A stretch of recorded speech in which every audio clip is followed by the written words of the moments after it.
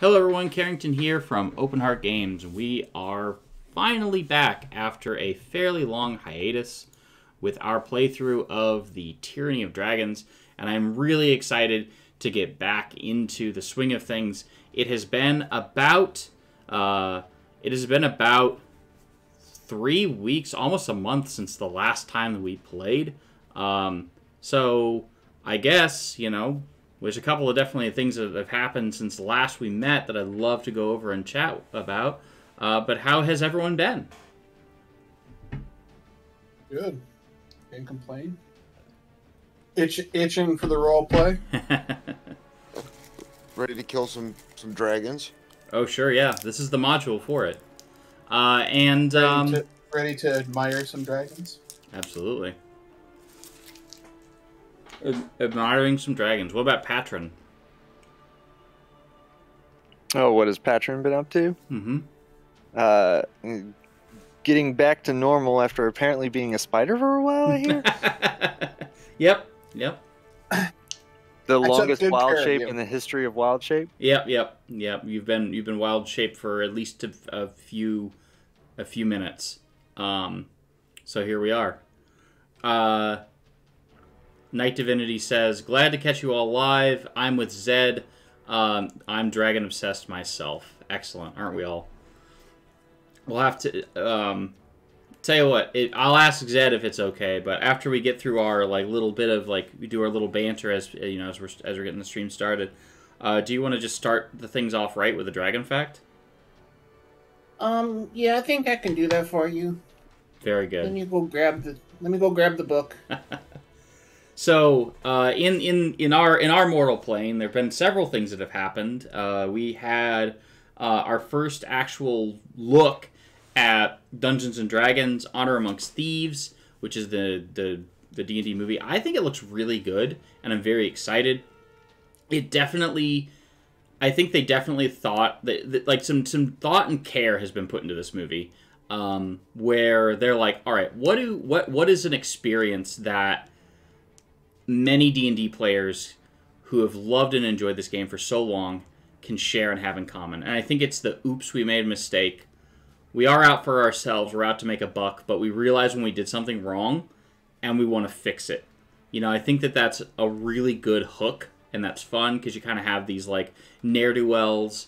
There's definitely great class representation. There's a wizard, sorcerer, a bard, a barbarian, a paladin, and a druid. So we have a little bit of everything, which is really cool to see. And it looks like, just from some of the pictures that we've seen, maybe some dragon cultists, but they kind of look like wizards of Thay. So with the red wizards of Thay, who are pretty prevalent in this campaign, I think are going to probably be the big bads. And they always tend to be kind of like that organization that's out trying to do the bad thing. No, there's no sympathy for the Wizards of Thay, it seems. So, does anyone else? Go ahead. And I was gonna play one in this campaign, just but... play as a Wizard of Thay. Yeah. I think that could be a really fun character to play. To play as kind of like a Wizard of Thay who's seeking redemption, who got to a point in his life where the blinders were taken off, and he was like, wait a second, I'm a bad guy, kind of that scene, that are we the baddies? And has that moment of revelation where he's like, wait a second, why do our uniforms have skulls on them? So I think that, that would be a fun character to play. Also released recently and is Journeys to the Radiant Citadel. Again, I think that module. I think I've talked a little bit about it. I think it's brilliant. It's got this giant crystal, and then around the crystal, there's all of these civilizations that live around this immense crystal that's floating out in the astral plane. You could definitely use it as kind of a safe haven if you're running a. I think it's very easy to integrate into Spelljammer. And then the various places and planes that you go to are just you could definitely tie it very easily into a Spelljammer module. I'm not sure how your Spelljammer thing would work, exactly. It might be one of those things where like you have to hide it and get off of it and all of those kinds of things. And you might be able to pepper in some encounters for them to use. But I think it's really cool, and I really like the cultural representation, because it's definitely like not Western, which is what a lot of high fantasy Dungeons and Dragons is. It's a different take, and it's really cool to see that. We also have 2 events coming up in under 10 days. So the first event, and we actually have at this time, at the recording of this session, we have 1 seat left for our charity marathon. The ticket to get in is a $100 donation to our Extra Life page, which I will put here into the chat. Look at that. All right. So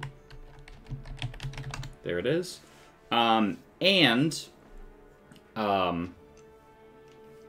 you can donate there if you're interested. If you're interested, you can reach out to me directly, Carrington@openheartgames.com, and I will be happy to put you into the event. As I said, right now at the recording of this, we have 1 seat open for that.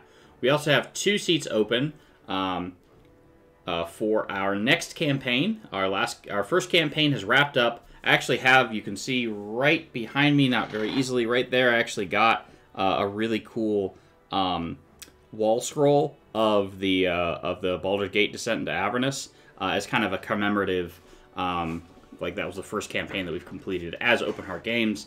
We ran that campaign for 18 months.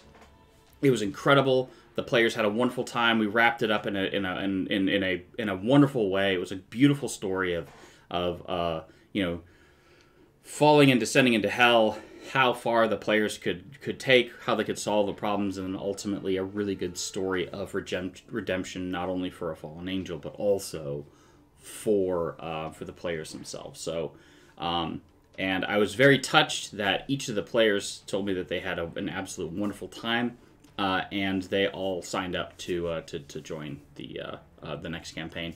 And we're going to try to have a few more players. We'd like to have 2 more players in that campaign. That would be awesome. So if you're interested, they redeemed Zerial. Oh, they suck. It was a real they did a really good job. Like, it was a great role playing scene. And then as she spoilers, by the way, for this, by the way, for Descent in Avernus. So they did redeem her. One of the players picked up the sword, and when you pick up the sword, you become the perfect embodiment of yourself. And when that happens, it burns away all imperfections. You grow wings, your eyes become luminous pools, you get true sight, all this stuff. I want it. It's really, really, really, the Sword of Zerial is incredibly powerful. So the player hands the sword to Zerial, and as he did so, he's just does all this go away? And I was like, no, it's permanent. You are. And Zerial, they had to fight a demon lord, which was a lot of fun. So instead of fighting Zerial, they fought this giant demon lord, and they were like, oh, he's not that tough. And then I started hitting them with this giant ice hammer that every time it hits, it explodes and does 46 damage to everyone around him, and he's immune to cold. So every time he hits someone with the hammer, I'm just hitting for 2 great swords, every single hammer strike. And it doesn't seem like that much at first, and then it's holy moly, it's 15 damage every single attack, and he can make 3 attacks in a round, and he's got a plus 18 to hit or something like that. Yeah, it was a lot of fun. But yeah, we when the campaign wrapped up, the player who had the sword, there's another angel that happens to appear in the campaign, was just hey, now that your earthly tasks here are done, and that you have you've been made perfect, you should come with us to Mount Celestia, because as you're going to be here, your eyes are going to see the imperfections in the world, and it's going to drive you crazy. and you may end up falling like Zariel did. So they had to make this like very like heart-wrenching decision of like, do I leave all my friends behind, or do I, do I stay here and risk that? And they ended up actually like joining the Heavenly Host, and it was really cool. What was that? So I could be an angel or a mortal. Boy, that's a tough choice. No, it wasn't that. It was stay. It was you're an angel either way. But it was go to Mount Celestia and join the Heavenly Host, or stay here and see all the imperfections of the world with your friends. And it was fun because like that particular character was this very like reluctant hero, because he didn't really want to take the sword, but ended up doing so. So it was pretty cool. All the characters got to have their own moments and everything. So it was a very, very cool campaign. But we're looking forward to Call of Netherdeep. That is going to be on the 21st. Will be our session 0. And if you or anyone you know is interested, I'd love to have 2 more players for that campaign to round it out to a nice even 6 players. So if you're interested, would love to have you. Again, you can send me an email or a direct message here on Twitch. So Carrington@openheartgames.com. You can send me that email and we'll go from there. So also, this last week I was at Gen Con. Gen Con was awesome. Got to see lots of friends. Got to see lots of cool games. There's just a ton of really neat RPGs and cool things happening. There was an announcement at Gen Con. There's a bunch of different announcements, a bunch of different people doing lots of really, really cool stuff. Cubicle 7, I think, launched is going to be launching a new product line. I'm sure they're making a formal announcement about that soon. So that's going to be pretty cool. They have the license to do the Warhammer 40k stuff, and people were really excited about that. So I'm sure we'll see more from Cubicle 7 and those announcements soon. I guess after, and we also finally, Spelljammer is getting released, and it'll be out early next week. So very much looking forward to seeing Spelljammer and actually being able to pick through everything and see how it is. So, all right. So no celebrities, Carrington? Didn't run into Will Wheaton or Matt Mercer? Or Rob Salvatore was there. I saw him from afar, but I was going to get something signed by him, but I ended up running out of time, unfortunately. So, and it was his last signing, so I didn't end up getting something. But I do have my my personal player's handbook is signed by Rob Salvatore, Ed Greenwood, Jeremy Crawford, Mike Merles, and a couple of other people. That was when I would just happen to be there when 5th edition was releasing it at that particular Gen Con, and I somehow lucked into someone couldn't go to their D&D all access experience, but I offered to buy it from them, and then ended up somehow through the strands of fate at a table, and they gave everyone a player's handbook, and it was all signed by all those folks, and so that was pretty cool. And I will admit, if I had left it in pristine condition, it probably would be worth a fair amount of money, but it's pretty beat up because I used it, which I'm not sad about. It's my personal copy, and it just happens to be signed by a whole bunch of cool, famous people. That's what they're for. Absolutely, yeah. But yeah. Next time I see you, I'm going to have you sign mine. So. Oh yeah, yeah. Maybe it'll be worth something someday. I did get to hang out with and talk with for a while one of my favorite game designers, which is Eric Lang, and that was really cool. He's a really, really nice, down to earth individual, and I really enjoyed having a conversation, having a longer conversation, because the last time it was hi. I work at Castle. You should come visit us sometime. And that was the extent of our conversation. But this time we were actually able to talk a little bit of game design and so on and so forth and all that. So it was very approachable and like I said, very, very, very gracious. So yeah, there's my Gen Con experience in a nutshell. So without further ado, who would like to take the what happened last time as I real quick fix our background here. I'll just straight up say not me. What? What Actually, do you- so hang on. You actually don't have an excuse. Because everything's live on our YouTube channel. Fair. Fair. And you were there. You were just a spider. Yep. And you were there, so what's your excuse now? Just kidding. Spider brain small. Alright, you got me there, but anyways, who would like to take a crack at what happened last time? I I go can for it, give you Josh, what because Zed- I'm like, yeah, we met the Lords of Waterdeep and talked. I will give you what Zed has written down in his journal. We were given a scroll by a very talkative raven.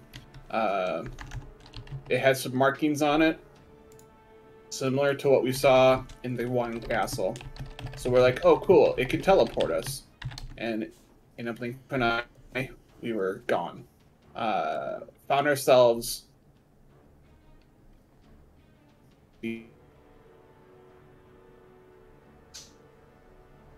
words from a very familiar voice. Happy to see you, adventurers, as it was Leo. Leosin. Got us kind of filled in. There's a council of Waterdeep, and they needed to hear from us. And so we go in, and we talk with the council. They pretty much hear of our adventure. So and myself gave a great rendition from meeting Lenny to finding the dragon eggs. They don't like Valdus, our pet dragon.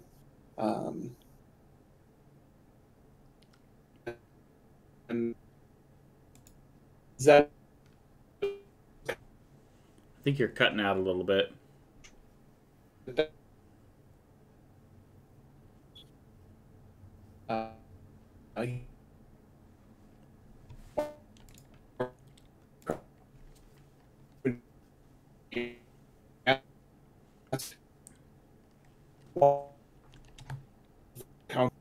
Of course, every time I go to talk, it drops.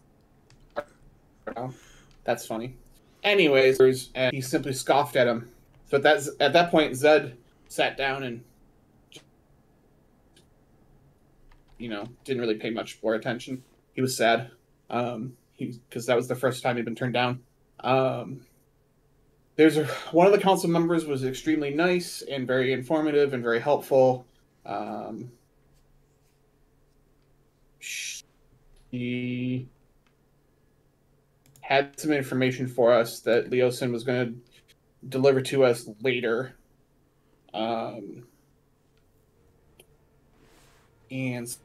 so got done talking with them, and Leosin took us to the bar / inn, and that's kind of where we're at. All right. So, can you give us a dragon fact? Yeah, absolutely. I need a number between 1 and 100. Knight Divinity, would you provide us with a number between 1 and 100? 37. 37. Okay. Oh,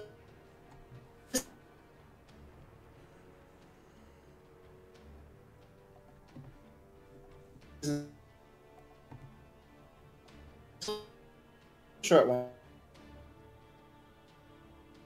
I think we're just getting some audio issues still.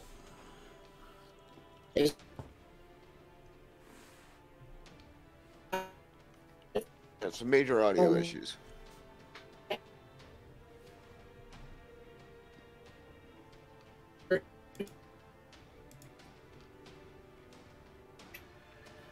Is it raining in Roanoke again?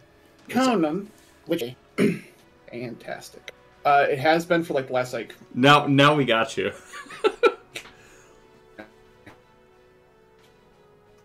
It's been causing.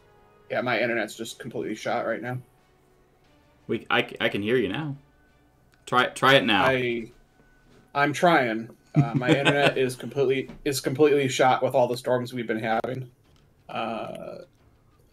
Anyways, dragon.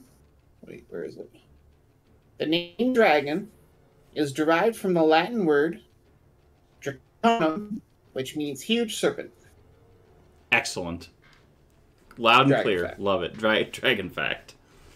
I don't have Latin as one of my languages.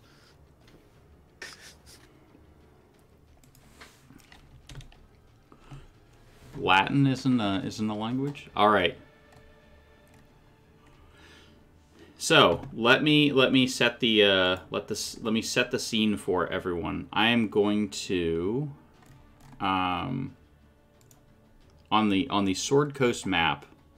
I will move everything. I'll move everything down. We'll see how that goes. So everyone is currently in Waterdeep, and you are told that there is.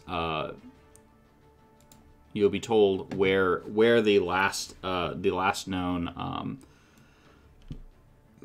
location of someone will be. So here we are. All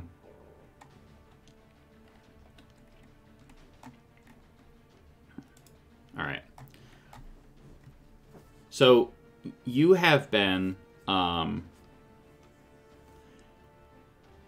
as you're sitting in the inn with Leosin, he tells you that there has been some information given to him. That he says, my friends,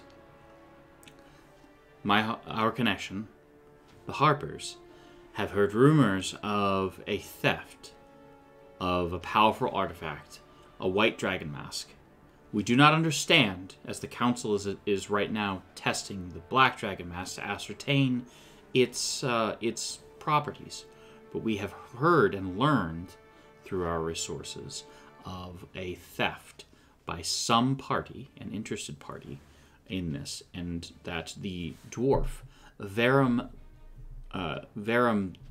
also known as Verum the White, has been seen in a trade settlement near Brosker Bridge, which is near the Serpent Hills.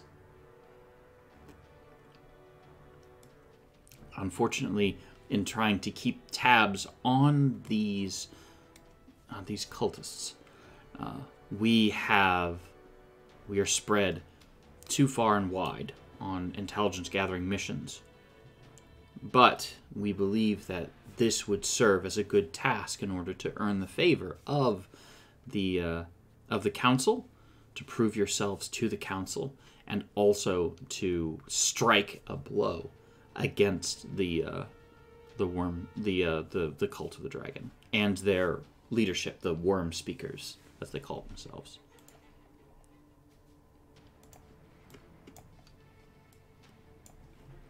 So what say you?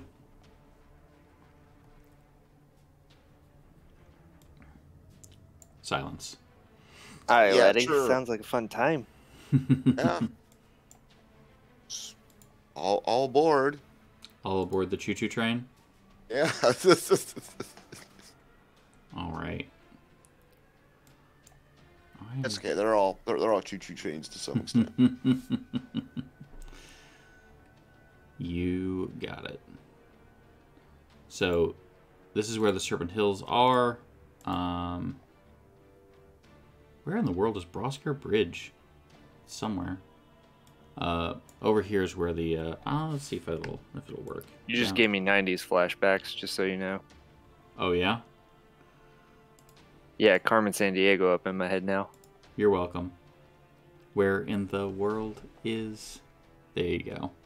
Yep. So here are the Serpent Hills. It doesn't even seem that Brosker Bridge is on this. Nice. All right. So you will be making your way from Waterdeep.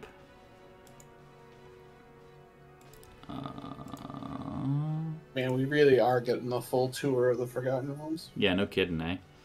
All right, so from here down to... oh, it's not. That's the wrong color. I guess we're going to use... we'll use orange now. So we're going to go this way, down to Daggerford.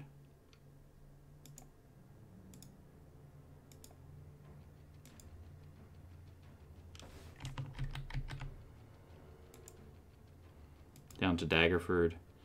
Probably down to Dragonspear. Maybe even down as far as here. And then over into the hills.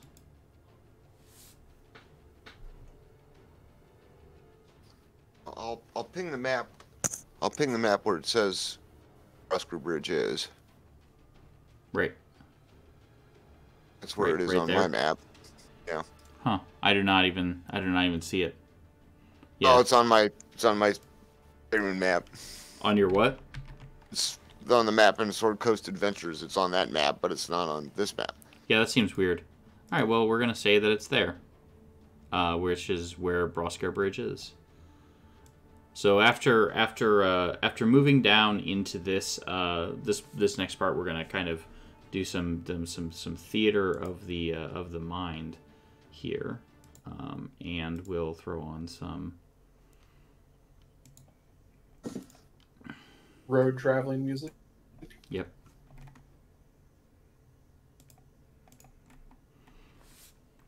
So Leosin tells you that the rumors of the mask vanishing and Verum going to search for it seem to have a ring of truth to them. No traps or anything like that. It seems that he's desperate in order to find it.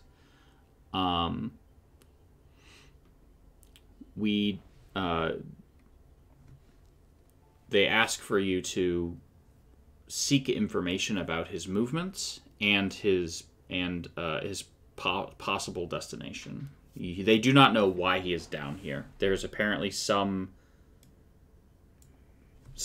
here that is lost to the that's been lost to the ages. All right. So as so we'll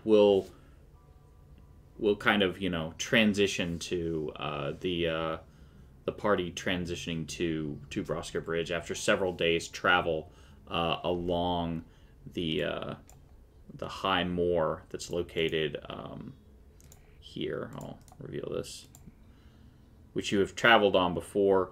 The road curves down to this area near this forest down here. Boop. Forest of Worms. And you find yourself in the settlement of Brusker Bridge, which bears the name of a now vanished realm of north and east of the Tradeway. The bridge provides access to the winding water and is a major landmark. Constructed of black granite, it bears the sculpted images of two long-forgotten deities. And I will, for our first roll of the night, ask for someone to please roll me history.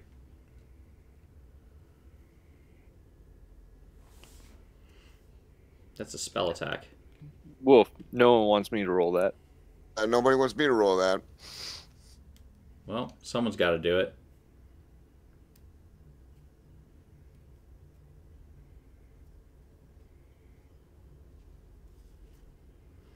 All right. Things about dragons. All right. Let's Patron here. And what we'll do is as we roll and succeed, I'm gonna have everyone introduce themselves as we get into everything. Since it's been a little while, so normally we do our introductions at the beginning of the stream, but here we are. All right, so go ahead and introduce yourself, and I'll tell you what you know about this.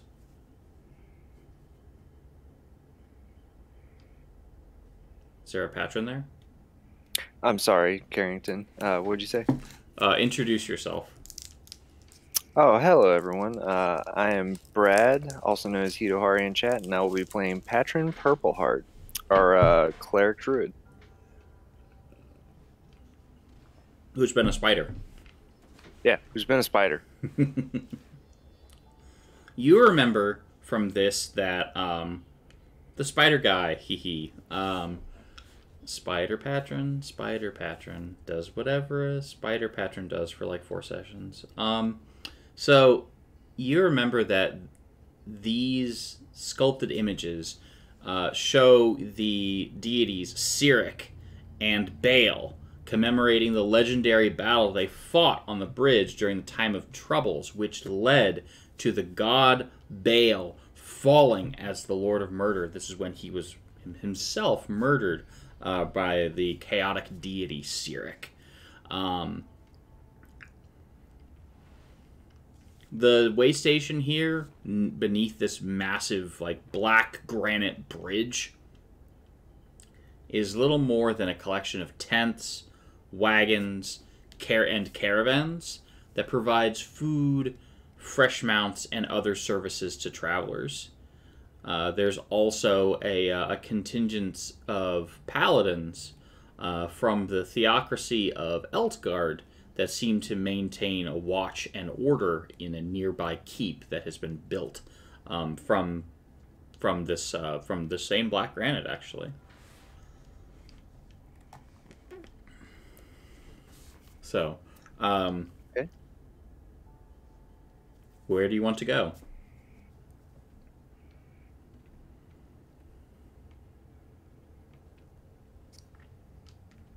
Mordok, what do you think? Trying to find some information here. So there's a little do they have a little like keep or something? These paladins? They do. Is there okay, so we got that. Was there so there's a couple of merchants, I'm assuming. Mm-hmm. It has to be an inn. There is an inn, yeah. There's a kind of a There's rough and always an tumble. inn. There's always it's Dungeons and Dragons. There's always an inn. There's always an inn. Yep. There's only one building. It's an inn. Absolutely. The keep, surprisingly enough, also an inn. Amazing. So So what do we know about this? What was his name Verum? is Verum. Yes, I'll type it into the chat. Human, elf, dwarf? He's a dwarf. Halfling, dwarf. Okay. Yeah, and also you know that the leaders of the Cult of the Dragon are known as the Wearers of Purple. Yes. In addition to being worm speakers. As you have seen from, let's see if I can break out some quick handouts. As you have seen from, oh my gosh, what was the name of the Black Dragon villain? Now that she's dead, it doesn't matter. Resmir. As you remember from Resmir. Not bad. Yep, there's Resmir, Wearer of Purple, and also the captain that you encountered in the city of Parnast. Captain Awfulzan. Captain Ovaltine, I think maybe was his name that Zed gave him. Yep. More Ovaltine, please. We didn't fight him, did we? No, you did not. No. Surprisingly. So I'm That was sorry. the dude. I'm sorry. That was rude. What are you trying to say about us, Carrington? That was the guy we met. In the Yeah, in the that village was of the guy we met Parnas. at the village. Yeah. I said absolutely. I did not say the words murder or hobo in the same sentence at all. This was when Baylor and myself Yes, I remember. We're arguing over the Wyvern. arguing over the over wyvern. Yes. the wyvern. But we should go to one of the inns and ask questions about the dwarf. All right. The Wyvern argument. I loved that, says Knight Divinity.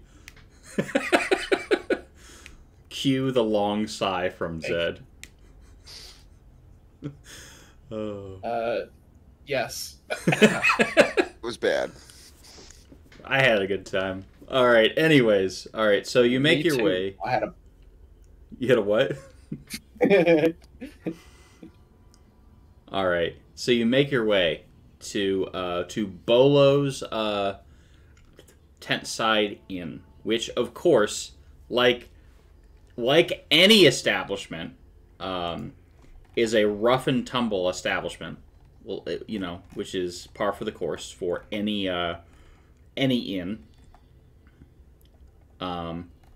See if I have some good music here for some bolos. So you make your way over there. It's a rough and tumble establishment that's set up in a large pavilion near the center of Brosker's tent city. So you notice, I mean, the climate here as you've moved south is much warmer than it was up north. It also, as you're getting closer to the Serpent Hills, it's also much drier than when you were in the high moors. So.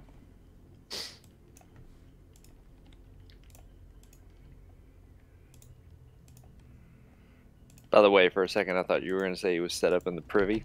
I was about to be like Carrington. Yeah. Well, and be on the lookout. So. Absolutely.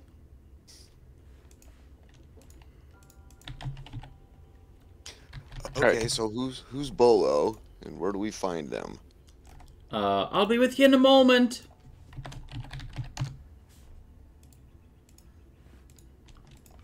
And you see that there's a halfling pouring drinks and kind of like moving things around.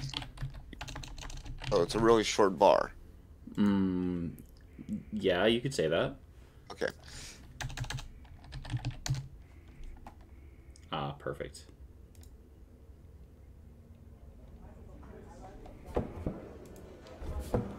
We'll just add this.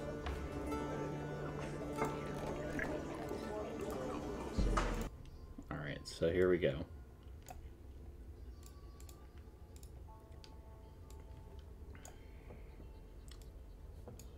So there are numerous people, talking and chatting. It's, like I said, it's a pretty rough and tumble place. You see people who have lots of scars and people are trading. People are engaging in some cards. Some people are throwing dice. Some people are throwing each other. All that kind of stuff. And the proprietor, Bolo, who's a female halfling, walks up and says, "Ah, well, gents, what can I do for you?" Beers. What was that? Beers. Ears? Beers. No, Beers. Ale. Oh, ale. Well, of course. Why didn't you say so in the first place? She then begins, oh, well, judging by your clothing, you've come from somewhere up north. Oh, you seem to be getting a lot of odd people these days. Yes, we're actually going to meet up with a friend of ours. Wonder if there's been a friend of our dwarf, of our dwarf companion here has come through. We were supposed to meet. Oh, yeah? Who's that? Dwarf by the name of Verum. Usually wears these outlandishly ugly purple robes. Oh. Pretty easy to remember. Oh. We're supposed to meet up with him, and we haven't been able to track him down yet. She. Ah, yes, he's an old family friend. Yes.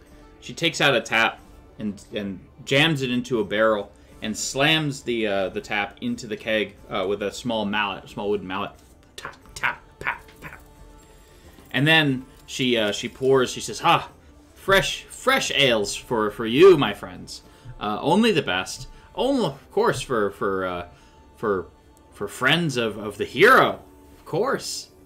And she begins pouring. Hero? Yes, of course. What lies did he tell you? Oh, it wasn't. He told me with his actions and with his words. I'll tell you, a dwarf in purple robes. Yeah, oh, I saw him. And he was asking about escorts into the hills when this hooded fellow starts asking him his business. And the dwarf looked him straight in the eye, pulled out a dagger, and stabbed him straight in the eye. Stabbed the tall fellow dead. Dropped him right there. We were all up in arms. I mean, killings happens every once in a while here, but we try to keep it somewhat civil, and at least ask him to take it outside. But it turns out... Killed him just for asking a question? Oh, here's where it gets strange. He was one of those scaled folk from the Serpent Hills come down to spy on us. That dwarf's a hero, ain't no mistake. But he and his entourage, after killing the fellow, took away for the hills, straight off, quick as cats. He was supposed to wait for us. Oh, well, if you hurry, you might catch him. I bet he's only a day ahead of you. I would like to insight check this. Sure.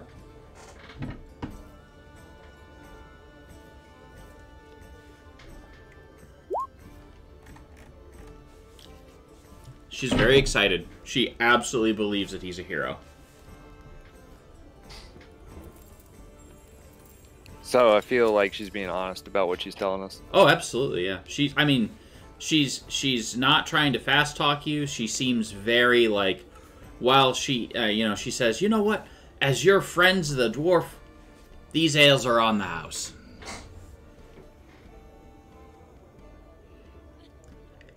Oh, never turned down a free ale. She seems like a good lass.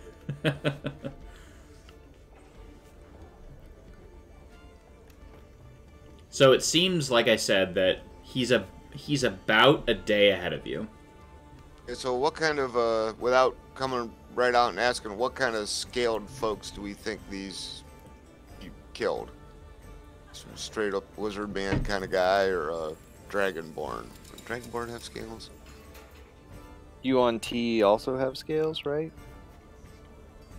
Yeah, but you on T don't look like people.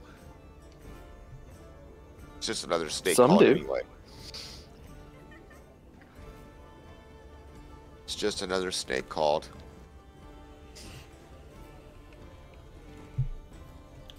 Okay, so we better hurry up. Sounds good. Does that mean you're not going to finish that? Of course.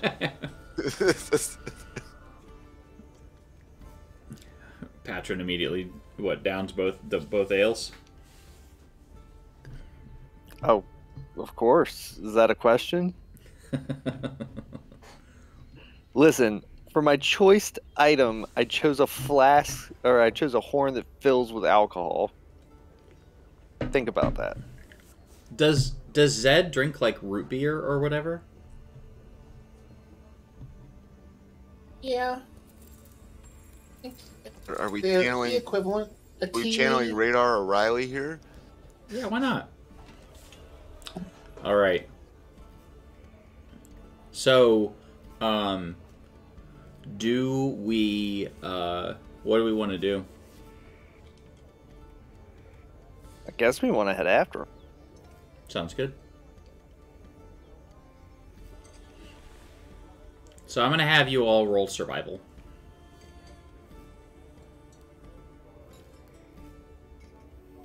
Oh, that's me all day. Let's do it.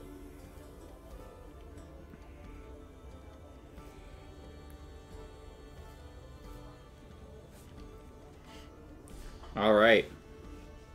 So, I'm going to have Zed and Mordock go ahead and introduce yourselves. We'll start today with Zed.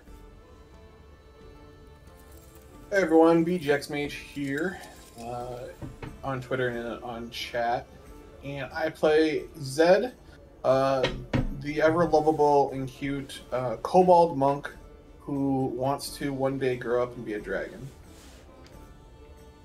Very good. And Mordock. I'm Dave. I'm playing Mordock. I'm our Azamar Protector Cleric, who doesn't really heal much. That's what we have a druid for. So I do have unique ways of healing if you tuned in before. Does it involve a hammer? It could, yeah, you know, Maxwell's tiny silver hammer or something like that. Yeah. That song is remarkably dark. That song is remarkably very, like, what kind of acid trip were those guys on? Definitely an acid trip. It was a different era. Yeah, because they got the Beatles singing about some little kid going around and murdering people. Yep. Yeah, I should have stuck to the Yellow Submarine. Oh, worst song ever. When I was a kid, I loved it. Alright, anyways. Moving on. before we descend into complete anarchy. Alright, so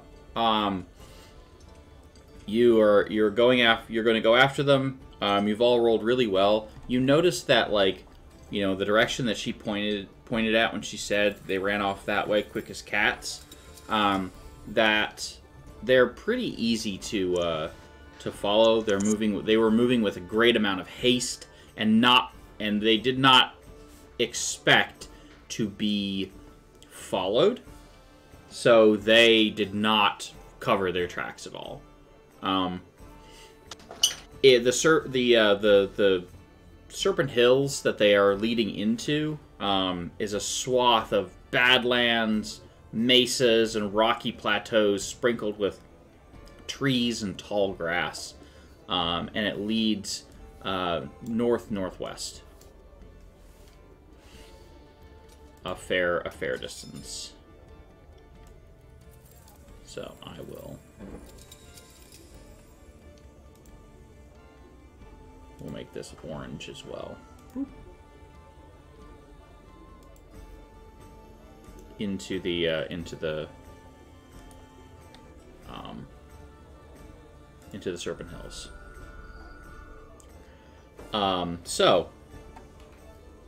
But this area is, of course, treacherous.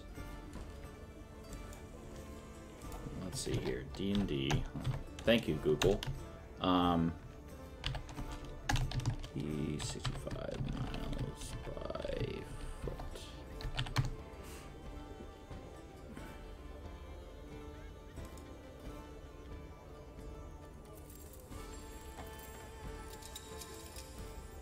Six miles per hour, so about 4 miles per hour. So are we trying to catch them? I'm guessing so, yeah. Yep. And again, they're about a day ahead of you. So what I'm going to do is I'm going to have you...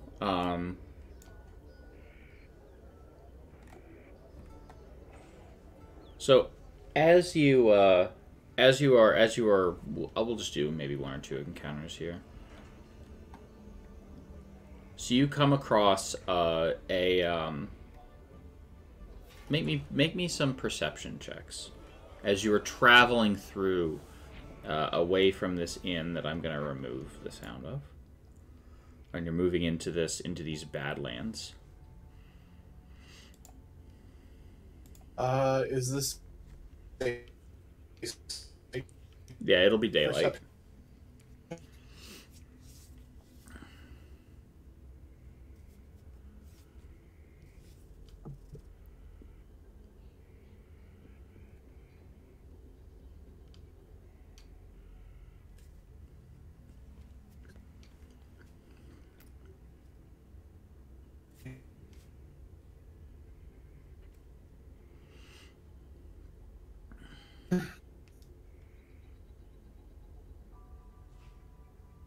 You notice that despite their best efforts, there are a group of scouts that seem to be like watching you.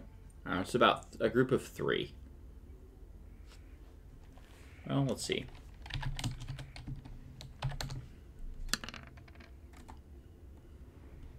4 then. 4 humans seem to be watching you from on top of like a small plateau as you're making your way through the Badlands. What would you like to do? How far away do they seem? Let's say that they're about 60 feet away. They have definitely noticed you. 60 feet, that's it? I don't know. How about 120 feet? That's fine. So 120 feet away from you, up on top of a small plateau.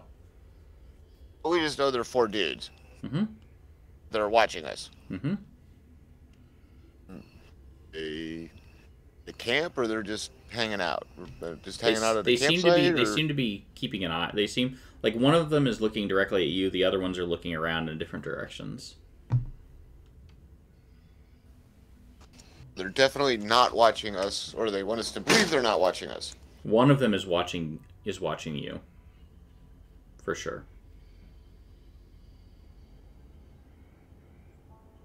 I think we should make friendly and see what happens. Okay. I'll wave at him. One of them raises his bow above his head. All of them kind of swivel around, and you can hear from a distance.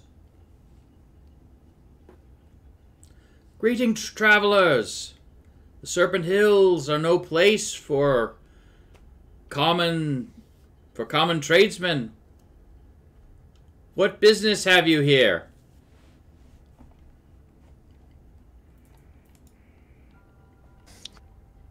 Same as you, just out trying to scavenge a living. Patron? I'll go with what Mordok said because it's going to go against what I was going to say. Oh. All right. It's all good. We know how this is going to end anyway, so... We do? I mean, do we? I can get us there in one turn. He says,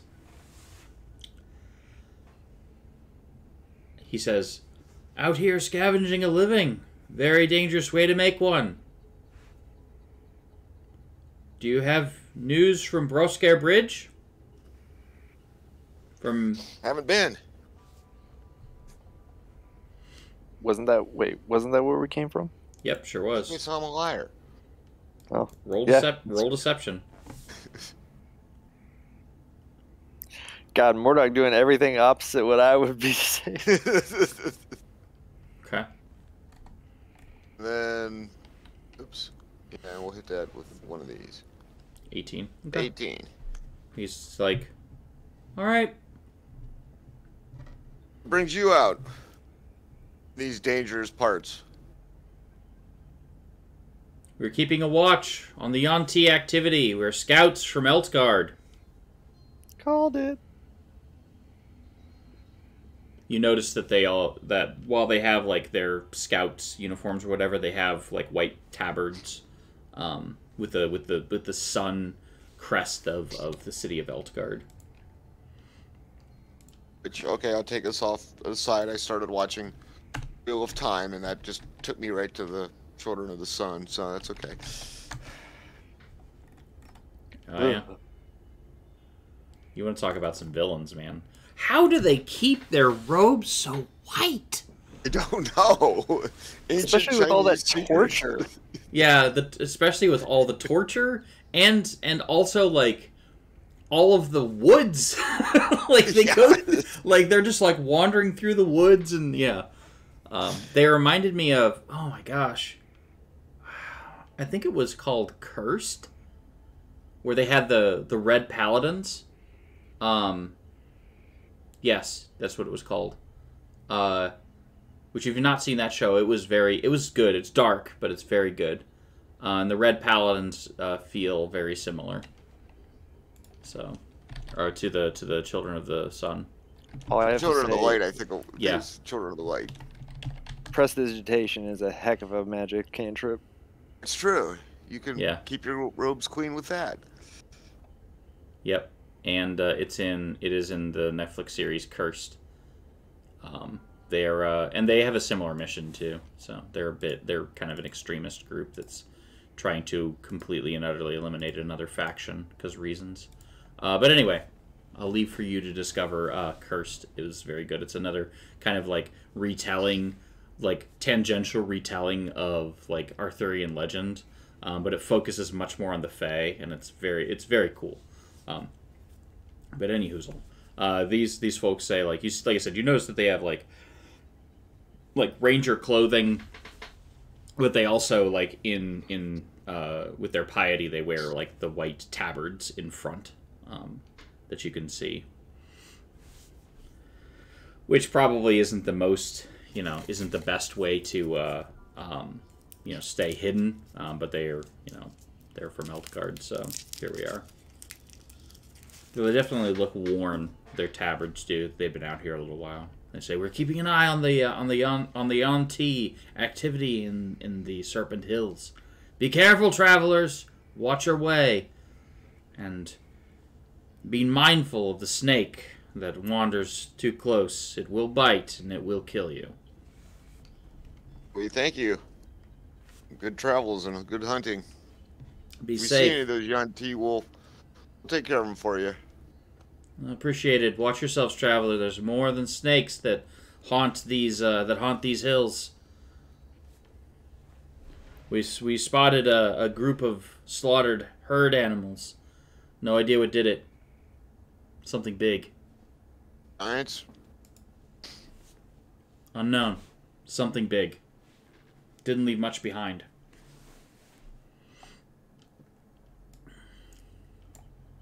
Sounds excellent. All right. Okay, there. We had an encounter. We didn't kill anything. One time. Good thing too, because I was about ready to polymorph into a giant elk and ride us all in the combat. Hey, is this conversation going well? Let's get them. Yeah. But why? So as you're kind of walking through here, again, hours are going by, and you're making your way through the Serpent Hills, through these kind of like plateaus and badlands, cracked, like dried grasses around you. Every time you step, it's uneven ground. It's slow going, but it's still very easy to follow. The track that Verum and his group. You're not able to really estimate how many are in the group, but it does seem to be like more than 5 or 6, maybe as many as 10. But you notice that there's above you there's a slow circling of vultures. Several of them. Well, I mean,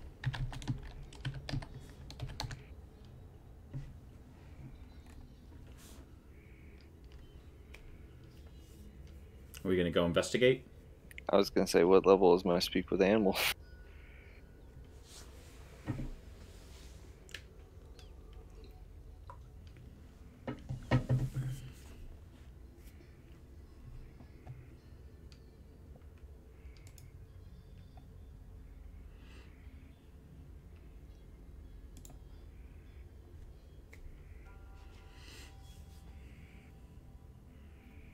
So you're gonna cast Speak with Animal?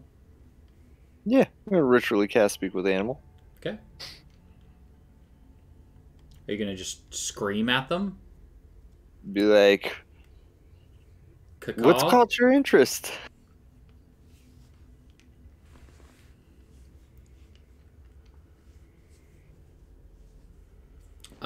So the vultures are circling high ahead, and as you approach and screech out to them, a couple of them yell back, corpses, fresh and yummy corpses. Yes, for feasting. Oh, what variety? Goats. Goats. An entire pack of goats. Smushed to jelly. Did you see what did it? No. One of our flock found the tasty morsels. Yes, and we are circling to ensure that there are no predators. Are there any predators you can see? Not that we've seen, but we must circle. It is needed.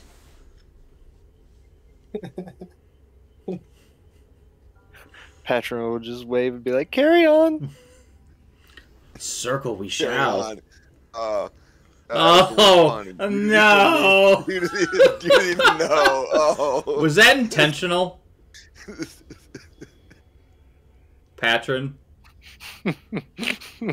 Was it intentional? Yes.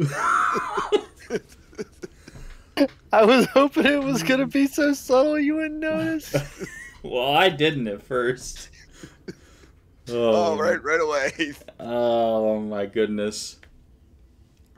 Keep calm and carry on. God. All right, so they continue circling above. That's what they do. Yeah, that is indeed what they do. So as you approach, and you get closer and closer. There's just strewn across this are several smushed corpses of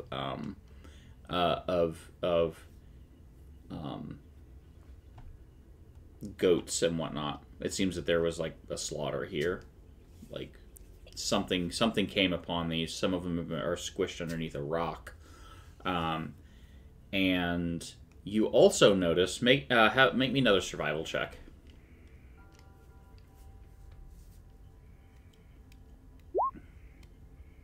Perfect.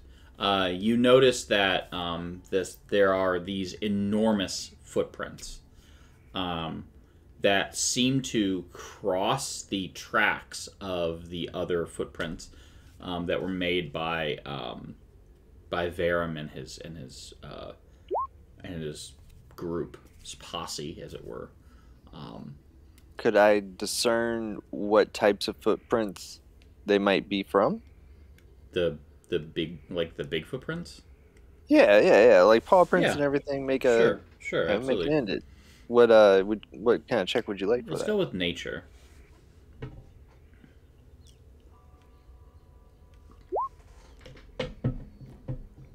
You have no idea. It's big, whatever it is. I feel like if only I had a little bit more time, I would have known perfectly what it was. Yep. All right. And does anyone else want to try and roll some nature to figure out what these are?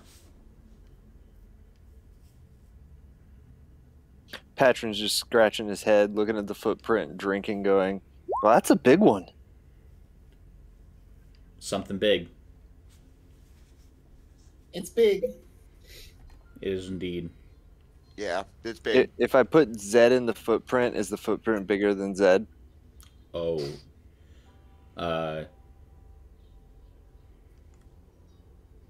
You could lay in it. Like Patron could lay in it. Yeah, but I'm using Z as my metric. You could put How many Zs tall is it? It's 2 Zs long. How tall is Zed? 2'3". 2'3". It's 3 Zs long. Footprint 6 feet. Yeah. Big. Woof. Or Gur. Tarask. Oh, I mean a 6-foot footprint? That's not that big. Yeah, that's true. I mean, sorry, that's huge. Let's not mince words. First off, in real life, I am a 6'3" tall individual. That is a large footprint. Yeah, that's correct. But that's from like toe to heel. Also, I have now personally seen a bear up close, thanks to where I now live, and they're much bigger in person than you think. Yeah. Now granted, someone hasn't been like, "Yo, Carrington, fight this bear," but it's hard for me at this time to take black bears entirely seriously, because there was one time I was driving home from a friend's house, and I don't know if I've told the story on stream. Anyways, if I have, it's on stream twice. There you go. And this bear was like in in a garbage can digging through it to get food or whatever, and I like didn't know what it was. I didn't know. I thought maybe it was a person like taking their trash out, and so I like honked so that they didn't get scared. Scared the bejesus out of this bear. It like fell on the ground and was like, "Oh!" and then like looked at me and was like, "Oh!" and then just like took off through the woods. I thought it was a man in a bear suit at first, and I realized like that was a bear.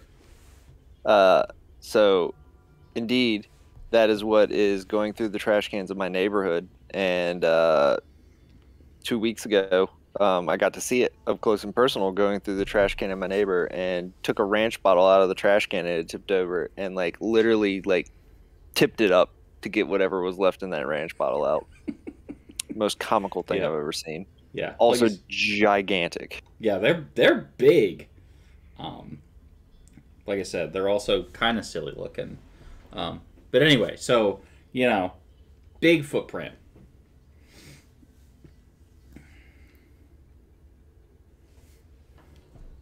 A few years ago, we had a small black bear in a tree, and I live in a major city. Yep. Yeah, that'll, the bears, oh my gosh. Have you seen the YouTube video of, there was a bear that was in like a suburb, and they took, they were like, here's a reenactment of the bear, and they like made a cardboard cutout and like walked it through the backyard of this thing, and it's a news company actually put this out, and it's very comical. If you get a chance to Google that, maybe cardboard bear might find it. It's pretty funny. Yeah, the trampoline bear is the best though. That's so sad. I mean, at least he's fine. He was up in the tree, and a suburban neighborhood, and they tracked him, but they put a trampoline underneath him before he fell out. So when he fell out of the tree, of course, he hit the trampoline and bounced off onto the ground. I'm sure he woke up with quite the headache. Most likely from the combination of tranquilizer and falling off the trampoline. Oh, man. They tried. Yeah, they did. Poor guy. Just trying to be a bear.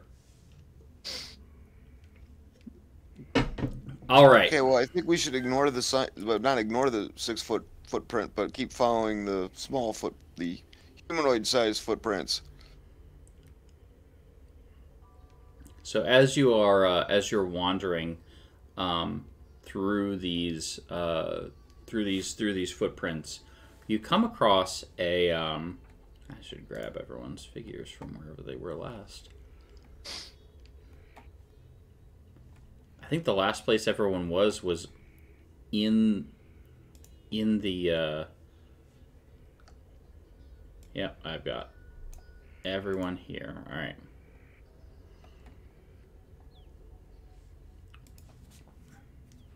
Is Patron's token gonna have dark vision? Who knows? Probably not. Will I even be able to see? Who knows? Wow, that's aggressive. All right, and here.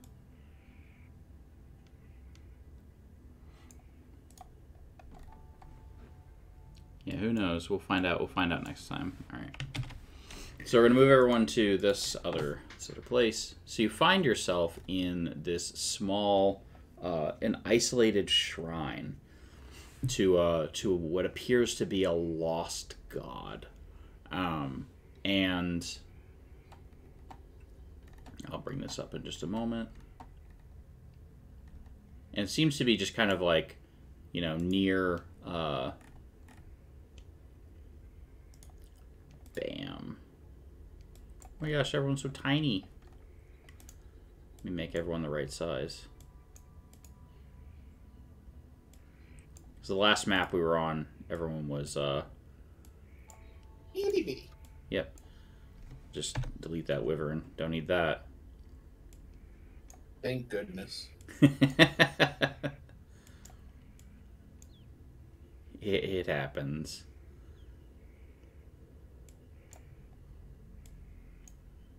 That's actually like proportionally the same. Oh, you mean that? That's the size of his head? Yeah. Compared to everyone else. roughly. There we go. Just so we can see where Zed is. All right, so there's everyone. I'm gonna move Baylor over here. Make sure your hit points are correct and everything. Put Baylor on a different layer. So you find this shrine, and you notice that the footprints seem to be going like into this shrine.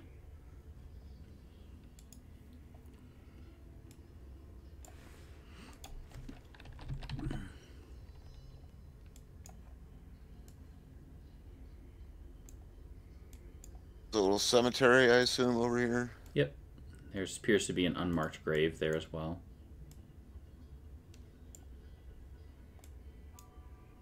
I don't like that. So you can hear a munching sound coming from inside this area. But you can also see that like this does appear to be where they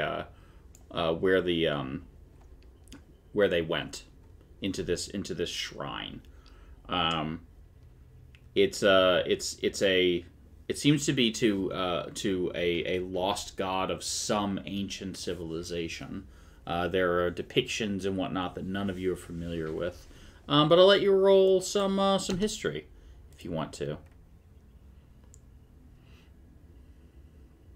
Yeah, why bother? If I had known, I was gonna have to be the learned one. All right. Hey, look at that. Patron happens to know his history. So this is actually a shrine to one of the many gods of Netheril. And it rises out of the desert. It actually seems like this particular shrine is like kind of like on its side and has kind of been shoved into the ground as if it had fallen from a high vantage piece and has just kind of like settled over the years. It's as if it had fallen out of the sky. Well, we have some experience with that. Sure do. Falling out of the sky, such as ancient Netherese style things. Yeah. We crashed a cloud castle. Yeah, but Patron is correct about the ancient Netherese and their flying cities. But also crashed in the Sky Castle. That did happen too. Still disappointed in that. It happens. All right.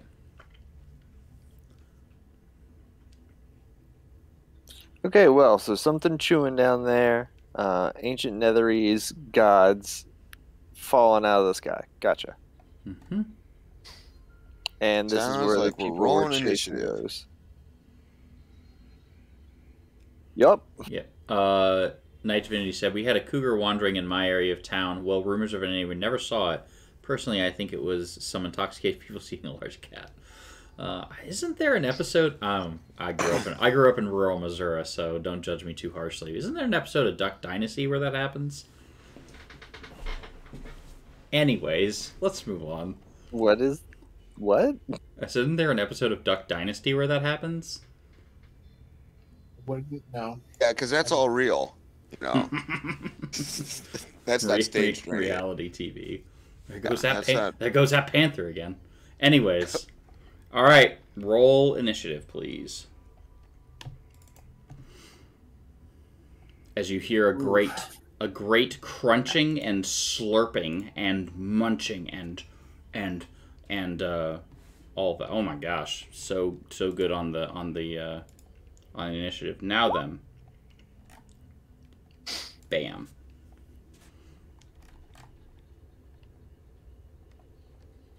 I swear I had my token selected. But okay.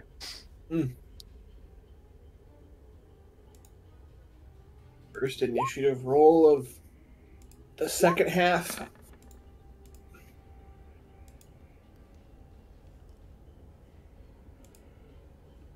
All right, Mordok, you're up first. I can't see anything. Huzzah! You're welcome. There it It is. wasn't me. There it is. Get some numbers here.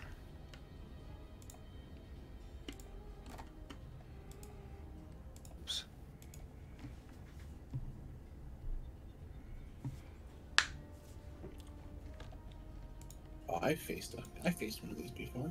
Oh, a hill giant. When did we switch into Storm King's Thunder? Okay. We'll just start with something silly.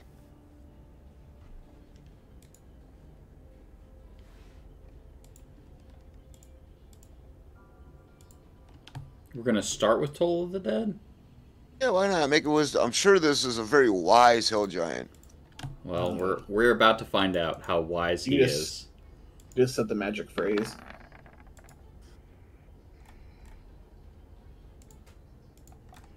Yep. How wise is this hill giant?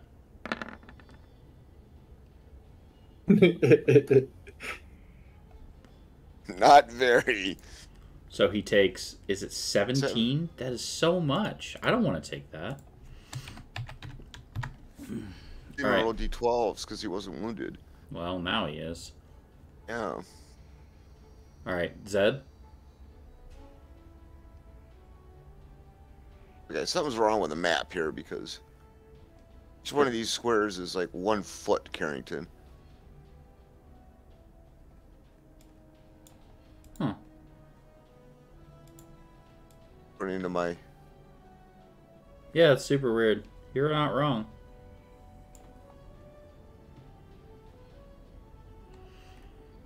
It's like 2.5 feet. Yeah, it's strange.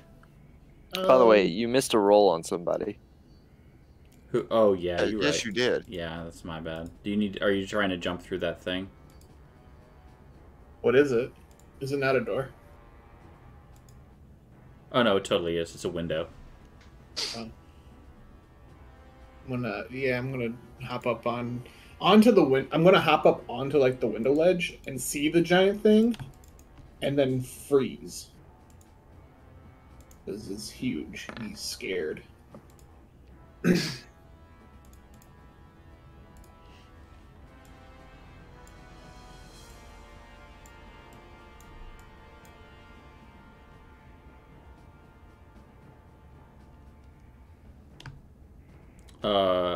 Volts is gonna ready an action, so we'll do the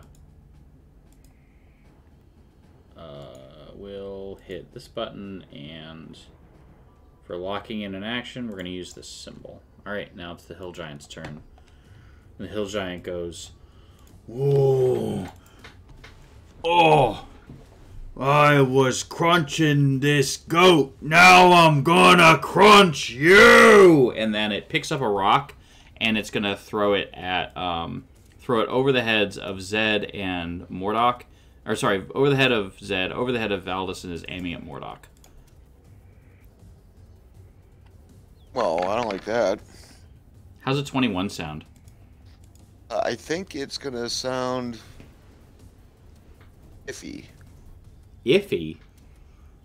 Oh, this is just a straight up attack. I don't know a saving throw here. No, it's enjoy taking 25 damage. No. He says, Night Divinity says, big ugly. Painful, question mark? Yes. All right. I didn't like that at all. All right, Patron, your turn. How does it sound? Well, painful. Wolf.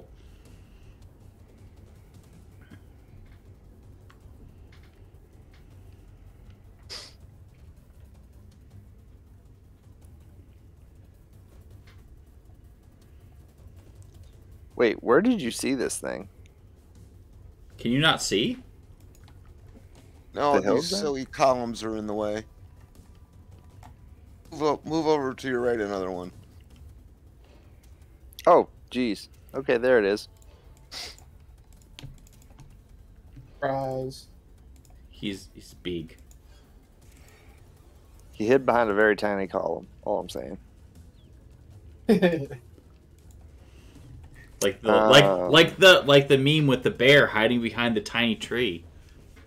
Since we're talking about bears, the name of this episode is going to be the one where they talk about bears the whole time.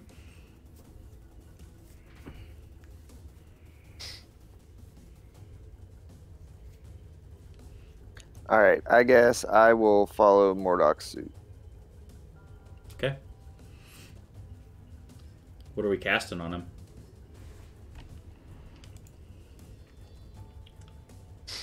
Night Divinity says, and now the bare necessities are going through my head. Not gonna lie, it also went through my head. There you go. All right. I like the Disney like blue quantum leap theory. That's all I'm gonna say about that. How about an 8? Not 15. Take 14. All right. Ouch. Mordok.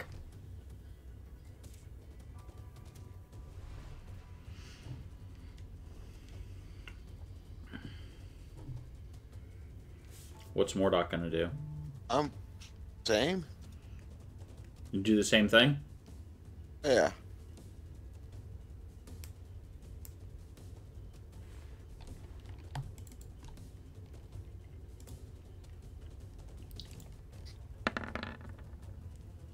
Gotta make one of them. There we go. He said, "Hey, that hurts, and I don't like it." All right, Zed, what are you doing?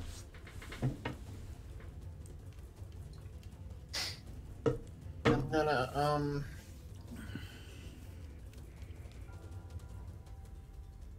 do something.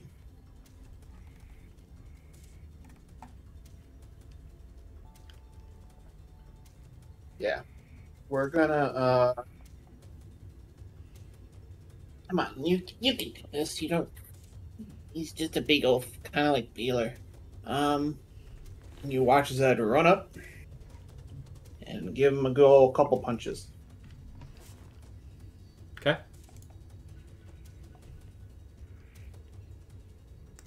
For the bear. The 22 hit Absolutely. or 5 fire. He doesn't like that. Hit for another 6 fire. Okay. We're going to use a key point to step away and dash away. Well, disengage, actually. And then we're going to walk away. That's what we're going back there. Okay. Valdis is going to move here.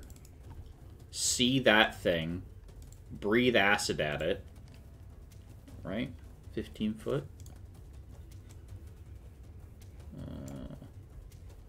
Right, it's going to move here. What's the range on this? Cool. We're good. Alright. Move here and breathe some acid right here. Here's the acid. One acid breath. Alright, so I'm pretty sure that we are bad at dexterity saving throws, but we'll see. Failure. So he's taking all of this. 5D. Now, you refer to Vald as like it's a cat. Would this be like hacking up a hairball? That's gross. But yeah, kind of. I mean, we saw in the new trailer that the black dragon kind of like vomits up acid, which is kind of cool. So it's gonna do 27 damage to this guy. Daggone. And then also Valdis is gonna move over here. Move over here next to Zed. And now it's the Hill Giant's turn. The Hill Giant just got punched a couple of times. All right. Fit where he's at? What was that? Can he fit in front of me to fight? No, but he's got rocks. He's gonna throw a rock at you. That's fantastic. Does a 19 hit? That's a projectile. Sure It is. sure does. I think you're gonna take a lot less than 26. Am I right? Yeah. I'm gonna take 10. I'm gonna reduce it by 16. So it watches you like, so as it picks up this giant rock and it throws it at you, and you just like kind of like take the rock and like it still hits you, like it hits Zed. This is great. All right, so you throw the rock, it hits Zed, and Zed just like catches the rock and gets like pushed back to like here. And the hill giant goes, oh, like that, and then just like starts like thwomp. Let's see, how far do you move? 30 feet? 40 feet. All right, cool. 5, 10, 15, 20. How much damage is it if you 30. throw it back at him, Zed? I have to reduce it down to 0 first. Nah. That was just a little too much damage. Boop. All right, that's what you do. Patron, it's your turn. Do you give chase? He's don't like that. Oh, and starts running away. I'm pretty sure. They're scared of a little kobold catching a rock. Yeah, you see just like him catch the rock and like gets pushed back quite a ways, and then just like sets the rock down in front of him, and then just kind of like, whew, and then the hill giant's like, absolutely not. Could you imagine if you threw a rock at an ant and it like stopped it? What would you do? Right. This map is wonky. Is that within 60 feet of me? I don't think so. That's 60 feet is 6 squares, right? 6 squares. That's 30 feet. Oh, 12 That's 60 squares. feet. Yeah, so that would be 60 feet. Yeah, because you're right. The map's being a little weird. So I need to get 2 squares closer? Can you even see him? I can. Rude. All right, go ahead.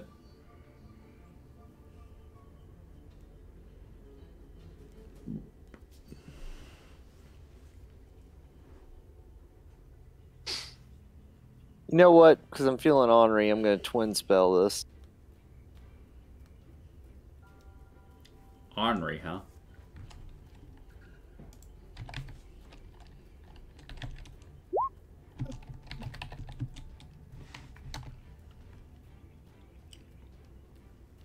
We're twin spelling. That's some terrible damage, but yeah. 2 wisdom saves, please. 1 second. Twin spell, 5e, same target.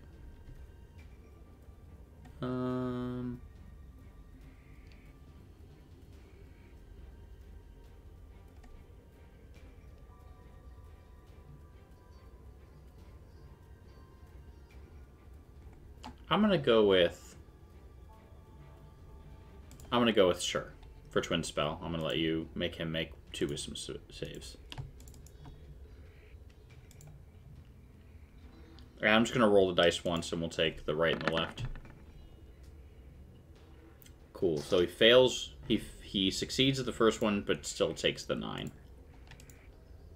Ow. All right, Mordok.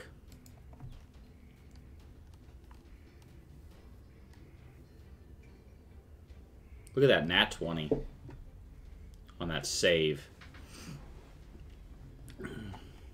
Did he go? Oh, I didn't even realize twin spell is supposed to be a second target. Is him back here? Yep, that's him. Yeah, well, 1, 2, 3, 4, 8, 9, 10. Petra's in.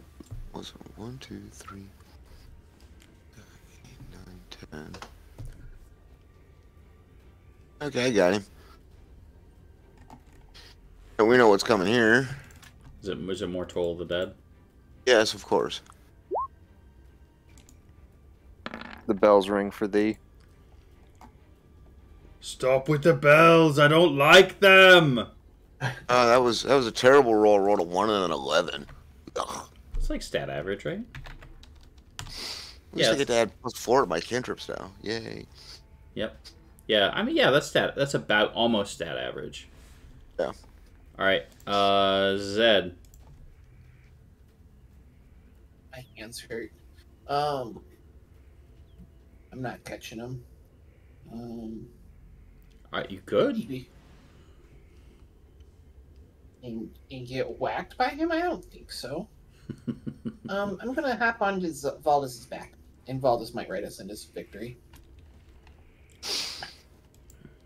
Valdis looks to you and like almost like are we giving chase or no?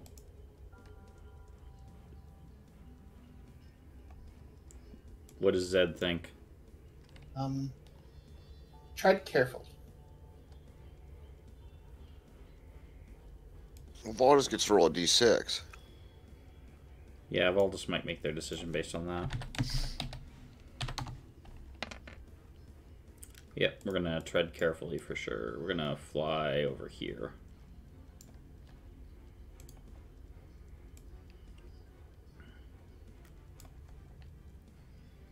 I think we end up 40 feet, and it puts us here. And the hill giant is going to, like, oh! Like, seize the kobold, terrified, and is going to try to make an athletics check to try and climb this hill and get out of here. And is going to succeed. And is, like, running, like, climbs this thing for its life and gets to the top and is just like, "You can have the goat! I don't even want it anymore!"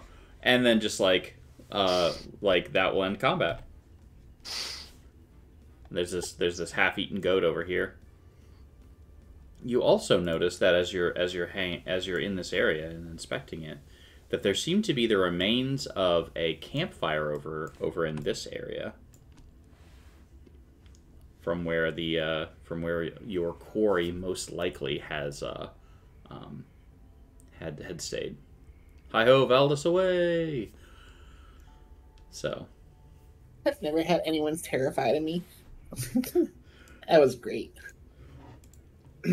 as I stated, if you picked up a rock and threw it at an ant, and the ant caught it, and then, like, dropped it, and then, like, looked at you like it was like, "Do you want to fight some more?" Like, I feel like I'd run.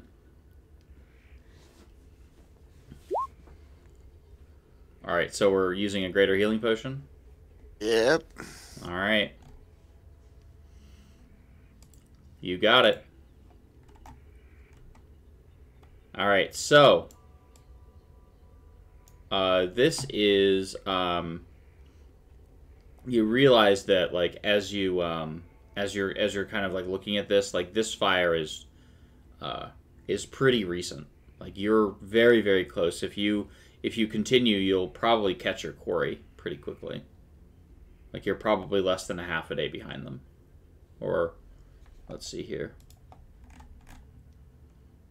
Well, we have some steps going in. These are all blocked up by... They're gone. It seems that the steps lead down into what would have been another chamber, but it's just rubble. Okay. These are just little steps going up to another platform. Okay. Mm-hmm. Mm-hmm. Mm-hmm.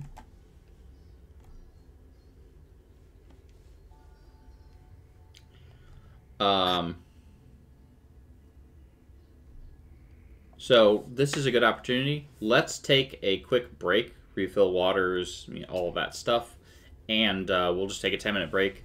So we will be back. We'll be back very soon, continuing our playthrough. Don't go away. We will see everyone in 10 minutes. See you soon. Alright, welcome back, everyone. Carrington here from Open Heart Games. We are back with our playthrough of the Tyranny of Dragons. Currently, we are in Chapter 11, called Death to the Worm Speakers. So you'll notice that in the previous episode, which may be a little confusing, the previous episode was Chapter 9, the Council of Waterdeep, and now we're in Chapter 11. So there's a little bit of jumping around. There's actually, before this, there's a chapter 10 is called the Sea of Moving Ice, and the organization of Tyranny of Dragons is a little odd. But anyway, so we're back doing this, and we do have some events that are coming up. So we have the start of Call of the Netherdeep, which is going to be, which is coming up very soon. The launch of our next campaign, which we're very excited about, and if you're interested, we do have 2 slots left for that campaign. That's going to be launching on August 21st at 8 p.m. will be our session 0. I really like the world of Exandria and Critical Role. I'm a casual fan. I'm huge into the lore, but the world that Matt Mercer and company have built is a very neat one, and there's a lot of really cool stuff. And I think that Call of the Netherdeep is a really cool campaign. It's got a really neat premise, and there's a lot of really neat things that it does. So I'm very much looking forward to running that campaign. Were you saying something more, Doc? No? Okay. Also, you'll notice right here below me there's a little bar, and that bar is the money that we have raised so far this year for charity. One of the big things that we like to do here at Open Heart Games is to raise money for our local children's hospital, which is Roanoke Carilion Children's, and that is right here in our hometown of Roanoke. Last year we raised over $4,000, and our goal is to beat that with this year's charity marathons. We'll be doing 2 of those, the first of which is going to be very soon. It is August 20th from 10 a.m. to 10 p.m. We have one more opening for that particular campaign. It's going to be a 12-hour marathon, 10 a.m. to 10 p.m., and we would love to have you join. If you're not able to join, you can still help the party. You can still donate. You can do that by visiting us right here, extralife.org/team/open-heart-games, which will take you directly to our donation page. Soon there will be incentives that you can sign up for listed on there, and various ways that you can interact and actually affect the game, which is something new that we're going to be introducing for this particular event. I'm very excited for those things, which I will be ironing out soon, and we'll be launching very, very soon for that, and we'll be talking about during the marathon. So if you have a chance to check that out, please do so, and we would love to have any donation that you can. Any little bit helps. So with that, we are back here, and the party has just defeated and chased off a hill giant and discovered that the location that they are at currently was once a campsite for their quarry.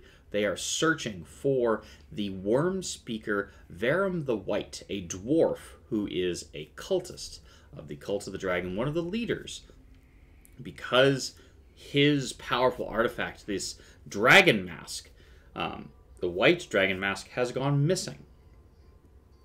And as it has gone missing, Verum is desperate to find it. And he has traveled out into the Serpent Hills in order to find a way to find his dragon mask. So, I am going to, real quick, here, and move our entire party of intrepid adventurers to the next page.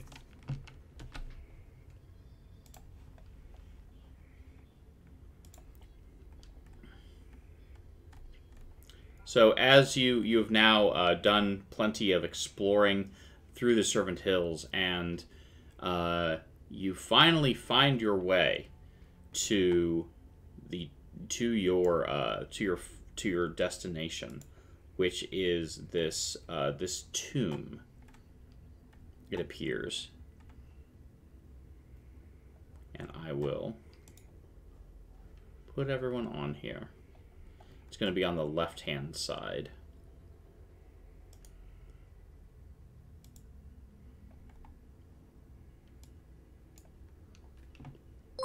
And everyone's going to be very small. Oh, thank you so much for the sub, Night Divinity. I appreciate it. Thank you so much. Heck yeah.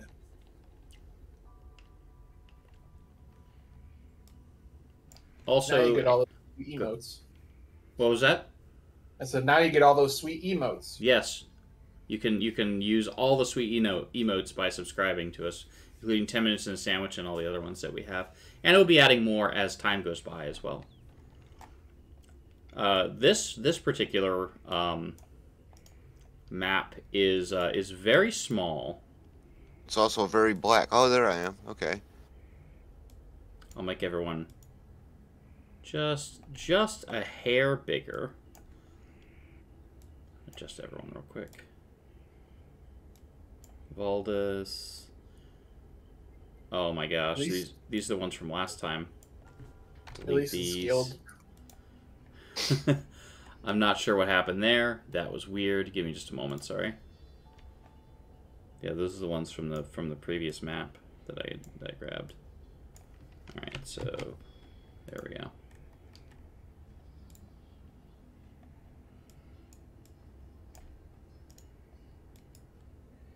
There we go. Those did not scale very well. Giant Zed. Rawr. And Patron, and we'll put Baylor will be over here, and we'll make Baylor Spear. All right, there's our party of adventurers.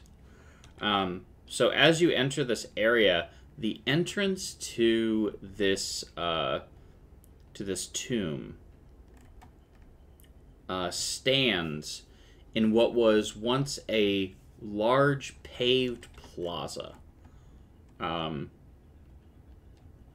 actually you can kind of see that there are some statues here. Down here there appears to be like a there appears to be like a little campsite down here too.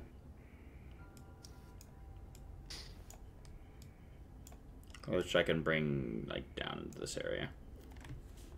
Is it daytime? Last time it was daytime, so about this time it's probably night. So this stands in what was once a large paved plaza.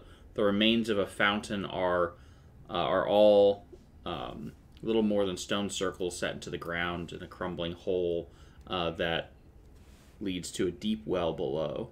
There are 2 stone statues, which you saw up here. I'll do this. Oh. Fix that real quick. Explorer mode.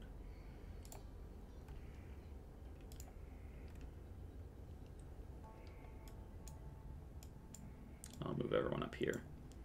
So you can see, there were the statues that you saw as you came in. Alright, so there are 2 statues there that stand in the courtyard, rising 20 feet high. Behind them is a 40-foot edifice carved into the cliffside, dominated by a relief that is carved with strange, otherworldly scenes.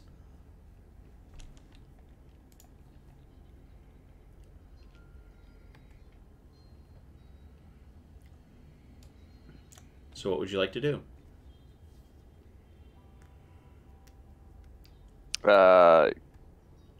I guess, can I investigate what the scenes have on them and everything? So you want to go up and check out the edifice here? Sure.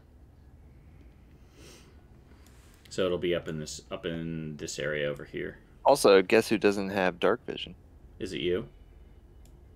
It might be. It might be. All right.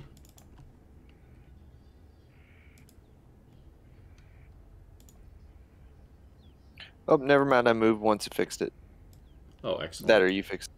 Cool, I haven't touched it. All right, so as you approach, and you're looking at this wall of otherworldly things, I'm going to drag you back here real quick. I'm going to still drag you back here. So when you looked at the campsite, I'll give you that first. So the cultists, well, what appear to be the cultists, seem to have made camp in this plaza. There's a campfire that is burning down here, and 3 bedrolls show where there was a group here, and there are also 7 shallow graves that have been dug east of the campsite. This campsite seems to be abandoned, and the fire is nothing but embers at this time. There's nothing left.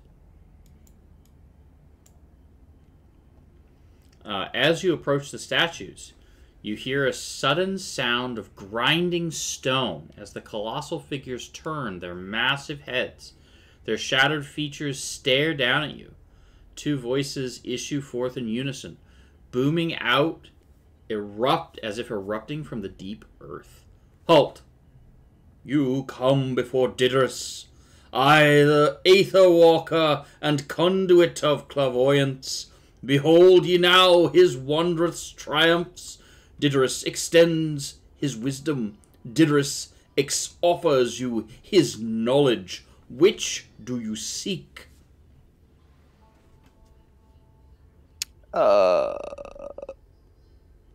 Is wisdom?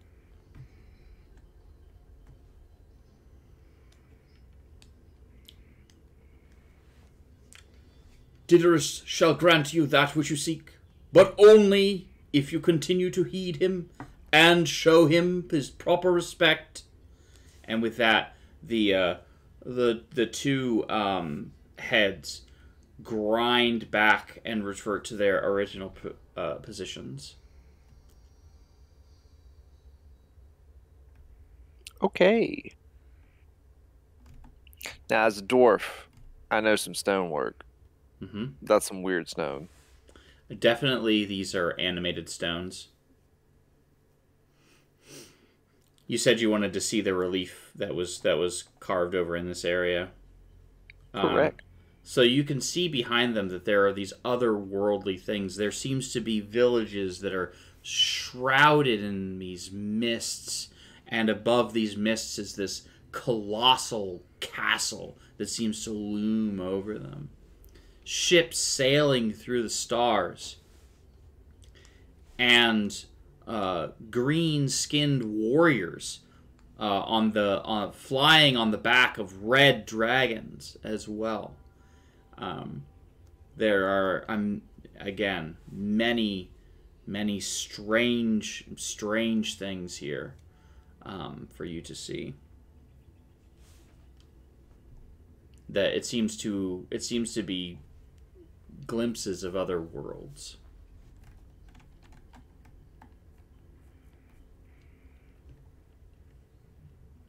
Okay, interesting. Mm-hmm. There appears to be a ladder. There does appear to be a ladder.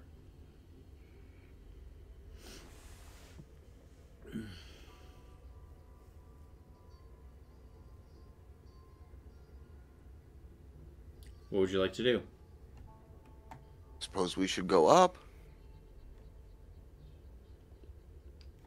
Okay.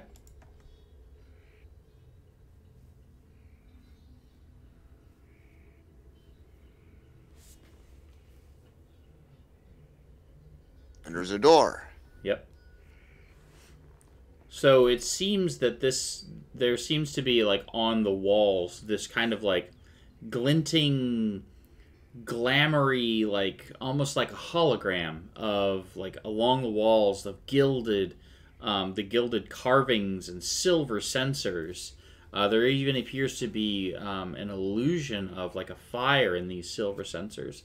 But these have been, as you like reach to touch them, it's as if you reach through smoke and the shadows. But the glyphs beneath this still radiate a powerful magic that make everything seem like it's still in great condition and shined to perfection. I'm gonna move everyone up here.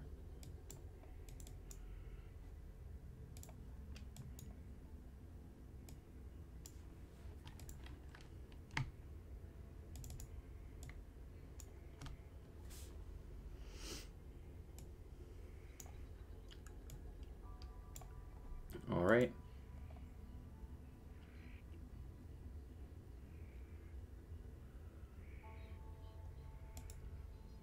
Where to next? Well, I already went up the ladder. There's a door. Yep.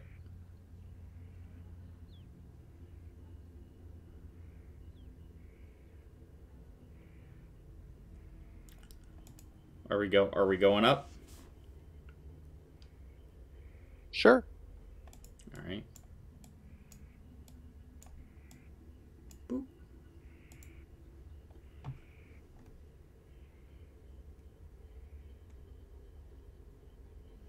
So as you realize this, there's a stone door at the far end of this chamber.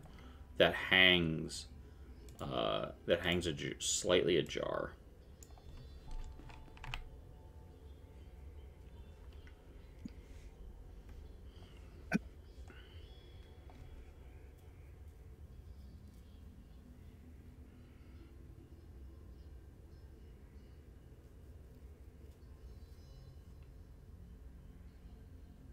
Stuff that we can get through? You'll need to push it open. Oh yeah, well that's not my specialty, pushing open stone doors. Well, maybe. Okay, sure, I'll give it a shot. No need to even roll. Oh, okay, that easy. It's a mimic. Oh, okay, cool. Your hand is stuck. You are consumed. Okay, well I guess I'll roll up a new character. Alright, there it is. Alright, so as you walk into here, there are 6 statues that stand here. They're all cowled wizards leaning on their staffs. Their faces are obscured by deep hoods. And the hoods are particularly dark. The niches between the statues have like up-faced coffins, and there are now the bones of more than a dozen humanoids that litter the ground. Also, there seems to be some blood here, as if there were a battle fairly recently.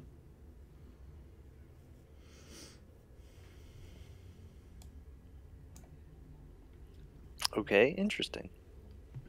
Some secrets are not meant for mortal minds to know. Look away from the darkness in which such knowledge hides. You hear that voice, which is the same voice that you heard outside. Okay. What do you do? Away from the darkness. Okay, I'm not gonna look under any of the hoods. I want to go to the other door. See if I can open it. Okay. So you're just going to walk to the other side without looking at the things? Yeah. Okay. You do so.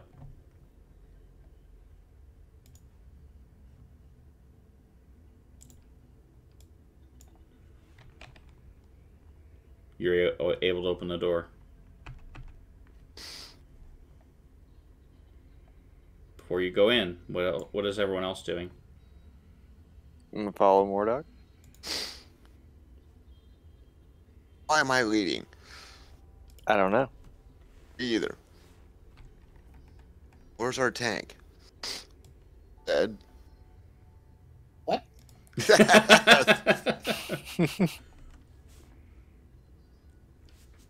I mean, creepy bones, creepy voices. Kind of nice that you're in the lead, but I'll come with you. Okay. How are you crossing this area? Are you looking side to side or just keeping your head down, or what are you doing? Just keep my head down. Okay. Valdis will do the same. Patron? Yeah, keep my head down. Alright.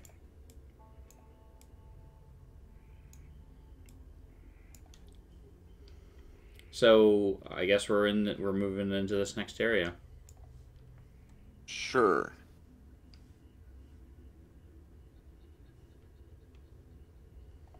Alright.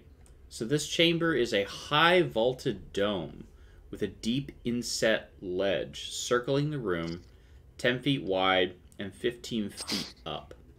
The floor here is set with a beautiful mosaic showing a knight in plate armor wielding a glowing sword against a chimera.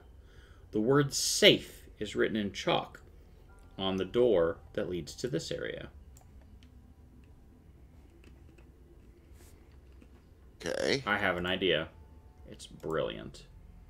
Chalk's white. And we'll make this like this big. Put it here. We'll write the word safe.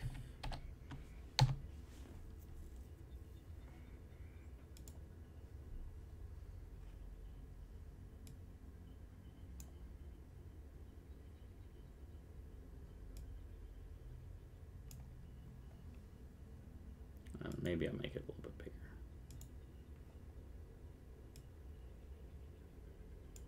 There we go. Bam. So that's written there.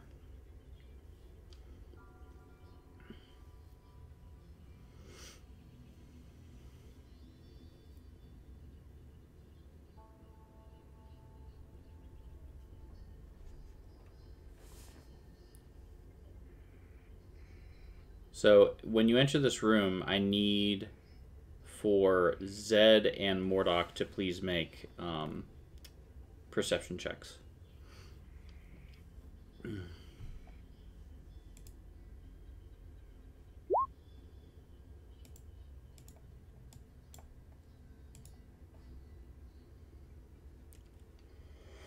Wow, that's really good. Cool. Yeah, I mean everyone's a wisdom-based character, so surprisingly, everyone see that the tiles of the Chimera begin to so slowly shift, and they form into a two-dimensional tile Chimera. Oh no! Dun dun dun. Roll initiative. We fight in 2 dimensions.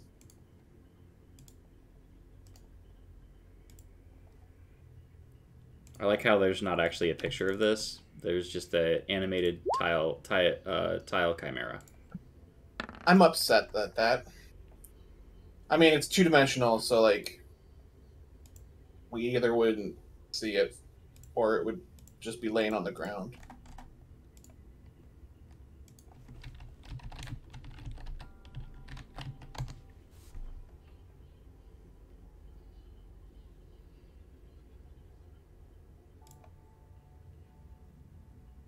I'm trying to see if there's a if someone made a picture of it. Someone was just like, that sounds cool, and drew a picture. I'm not seeing one. I'm just seeing like multiple chimeras, but none of them made out of tiles. Anyways,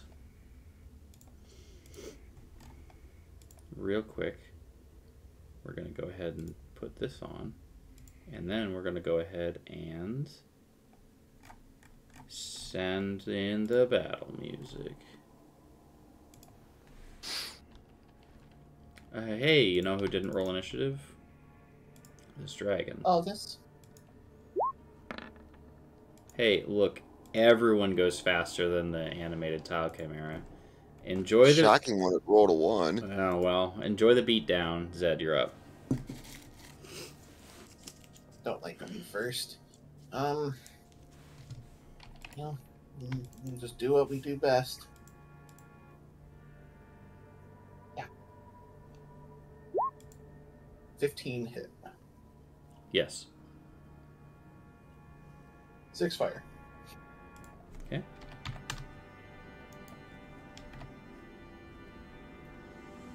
10 fire. Okay. Does an 11 hit? It does not. Sounds good. All right.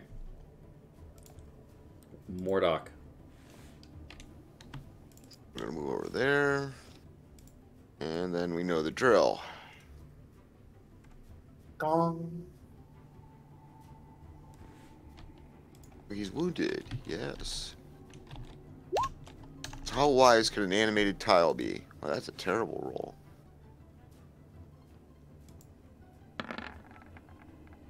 Pretty wise. He wise. Pretty wise. I have a +2. Yeah. Patron. Woof, it has a +2. Yep, fight me. Who wants to come fight me?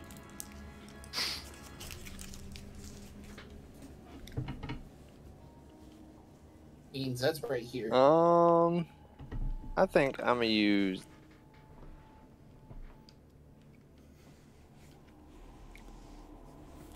That'll hit. For probably 1,000,000 damage. 14. Ouch. Okay.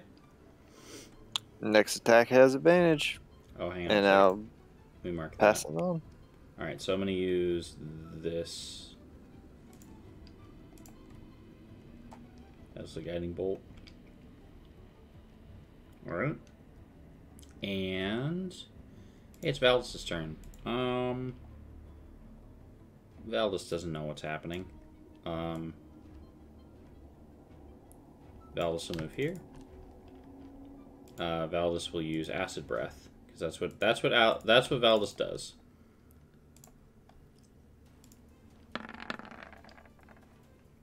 Nice, nat 1. Enjoy your 5d6 of acid damage.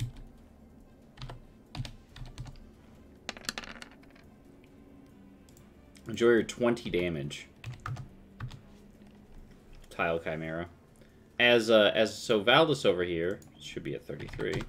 Valdis over here sprays it with acid, and it seems like the when Valdis does that, there are lots of like tiles that begin like melting and whatnot, and like falling off of it, and it seems to be like spraying tiles when you like punch it and whatnot, instead of like bleeding or anything. Hey, it's this guy's turn.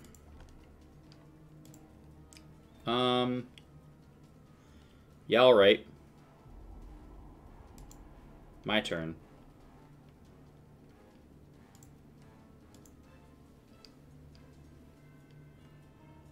So we'll do some fire breath right here. Alright, roll. 78.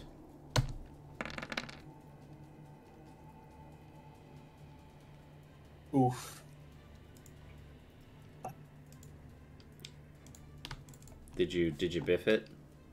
Do you have evasion? I might. Because if you do, I think you just take half. I get a +4 to dex, so that's kind of cool. 22. So Valdis is taking 14 points of damage. There we are. I do have evasion. So you're taking 14 even though you failed. Yeah. Alright, so I've used my breath, which I will mark with NQ level 8. I'll use this to denote that it's been used. And it's back to Zed. I didn't like that. I'll punch. I'll punch. There's a 20. Yeah, sure. I saw the acid, and I saw it was doing some good stuff. Mm-hmm. So that Draconic Strike is in the form of some acid damage. Okay. Alright. Same with that one. Okay. And 6 normal.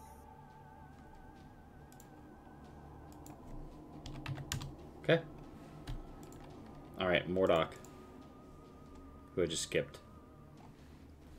Go ahead, Mordock. Okay.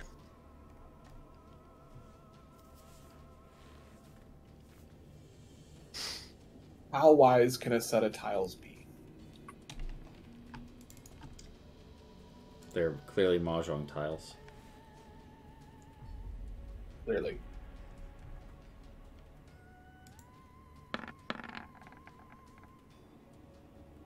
Aw, feels bad. Ow, that hurts. That hurts bad. Okay. Gong. And as you do that, the bell, the sound of the bell just like shakes several of the tiles loose, and it seems to just be a loose collective of tiles at this point. Valdis has to roll a d6.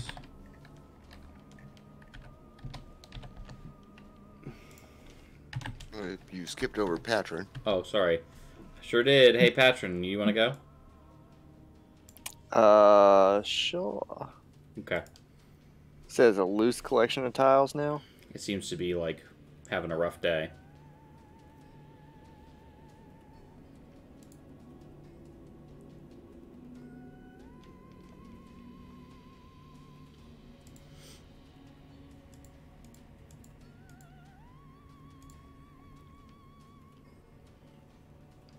Nah, Patron doesn't want to go. He's just sitting there looking pretty, says Night Divinity.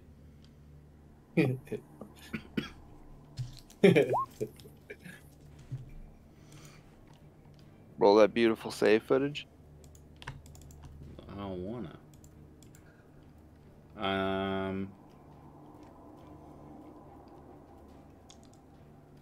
Wisdom, huh? What's up? Revoltus. Goodness, and it's chaos. It gets wiser. Nope. Baldus is just gonna try to bite it. We bite. We miss. We go prone.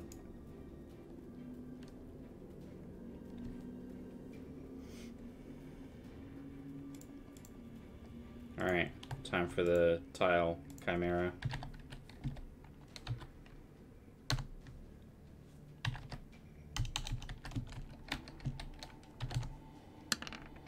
Nope. Alright. Well, it's time for the biting. Alright, so we have this, unsurprisingly.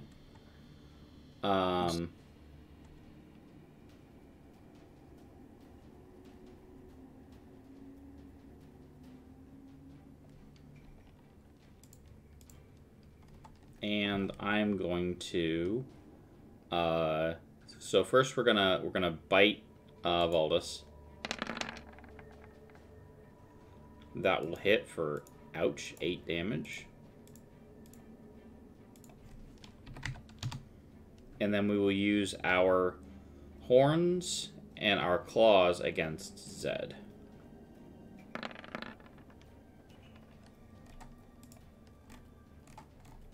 Okay. Ow. So just 6 damage. Alright, Zed, it's your turn. And I forgot to use this last time, so I'm going to use it on your first attack this time. We're going to use Narrow Dodge, and we're going to turn into a 2-dimensional creature, and it's hard for you to hit me. So your attack has disadvantage. It's just a regular roll.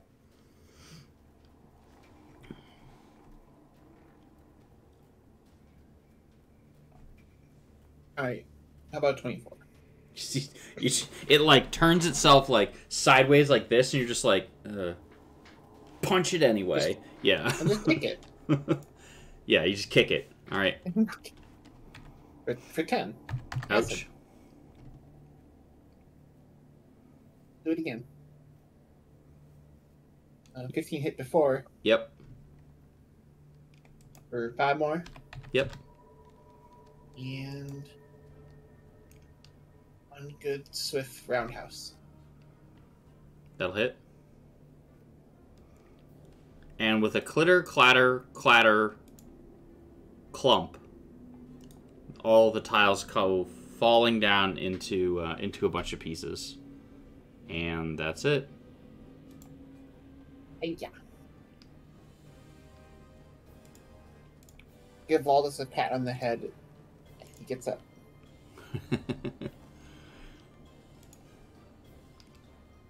And that is the end of combat. Well, that was short and sweet. That's for Valdus. What was that? That's for Valdus. Oh, 10? Nice.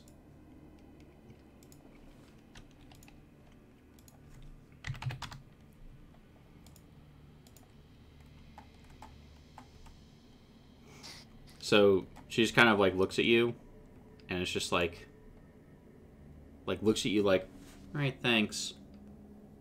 Starts cleaning her scales, messing with her horns. All right, so we've got this. So let me describe all of the options that have now presented themselves.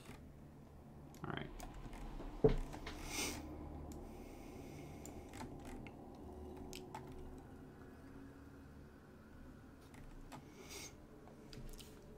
So there is, now that you've actually had time to actually look here, there's a door. There's a set of double doors over here.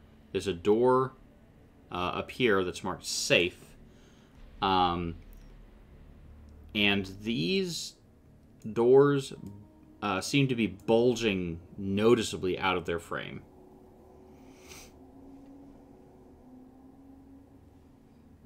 As if there's a heavy weight behind them. As Maybe? if something is pushing. Yeah, as if there's a heavy weight behind them. Okay. Probably not water. Okay. That would leak.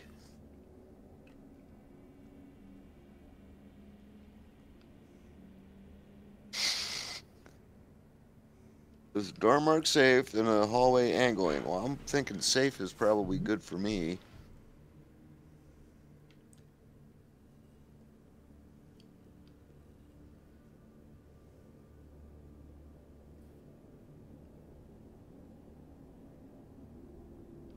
Okay. Hmm. Yeah. Okay. Which way are we going?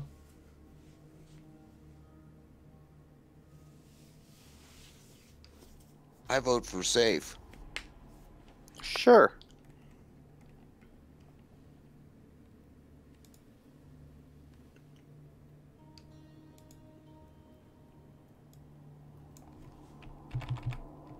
Anything special about the door?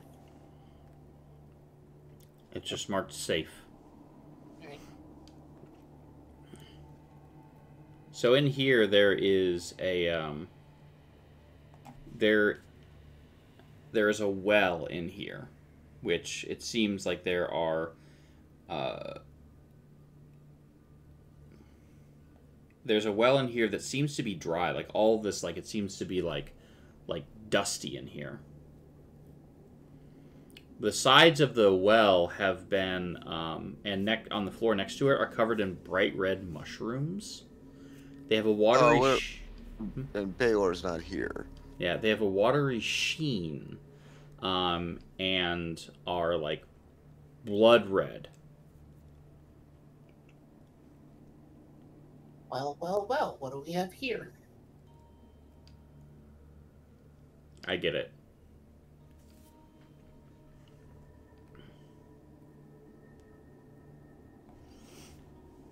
It's a mushroom. Full of mushrooms.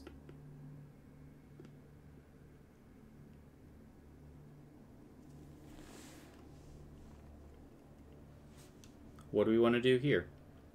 There's just mushrooms here, and there seems to be a well that goes down somewhere. But as I mentioned, there appears to be, like, do you want to drop something in it? Well, is there a bucket? Yeah, there's a something laying bucket. around? Yeah. On a rope? Yep. Well, hey, let's lower the bucket down into the rope, because that's what you do with a well. Or you throw people under one of the two. Well, this group usually is throw someone into it. There's a bronze bucket on a rope that sits near the well. You Okay, well, didn't that's- give us a naked enemy to drop in the well. So you see that the bronze bucket itself like seems ancient, but the rope that's attached to it seems very new, as if it's been used recently. Is it still wet? No. Okay, so not that recently.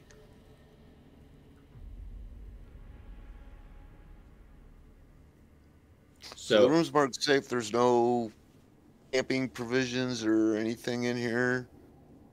there are not, no. Okay.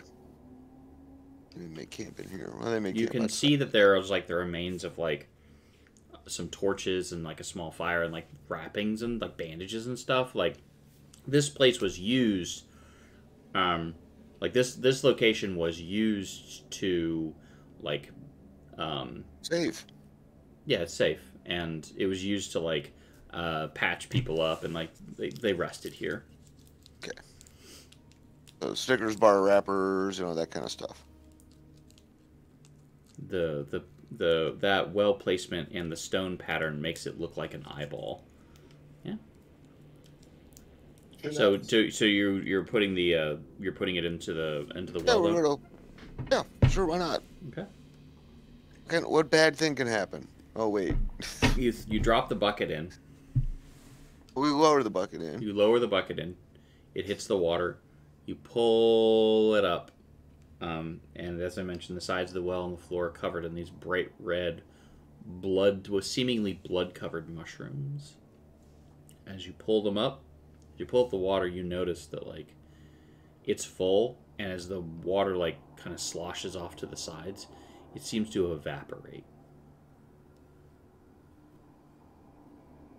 Well, that's interesting. Mm-hmm.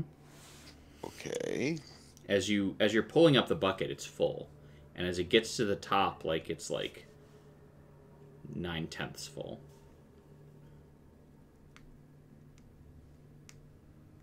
I'll take some water out and throw it on the mushrooms. Okay. It hits the mushrooms and kind of slakes them, and the mushrooms kind of swell up. They kind of swell up and absorb the water, but the rest of it, like from the water, in a moment after you're watching the mushrooms kind of swell up, the bucket is bone dry. This is my hand. As is your hand. That's weird. We have evaporating water. Mm-hmm. Can't imagine what we'd use that for. Or why it's here.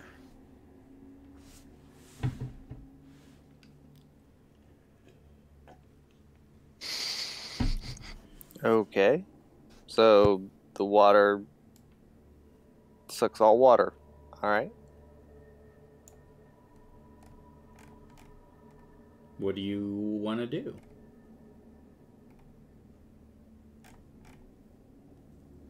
I want to give one of the mushrooms a poke with my spear. I want to like poke it. Like a little poke, poke. All right, so you like poke it with your spear. Let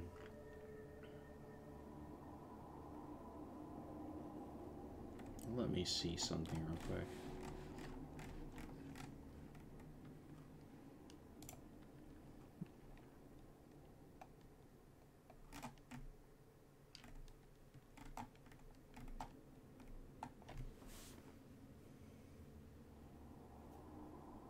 So as you like poke it, once you poke it with your spear, you notice that the space that you like where you poke it seems to almost like molder and rot.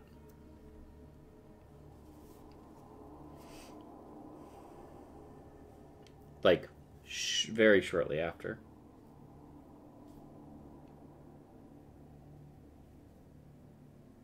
Well, I'm not eating one because I remember what happened to somebody last time we ate a mushroom.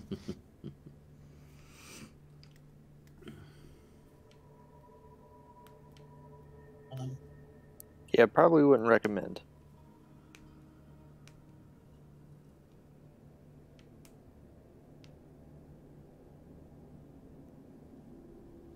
Here's Baylor. Make him eat it. Probably.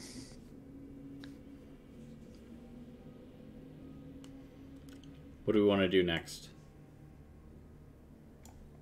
Want to go to the next area, or do we want to keep exploring this? Or do we want to pick one of the mushrooms?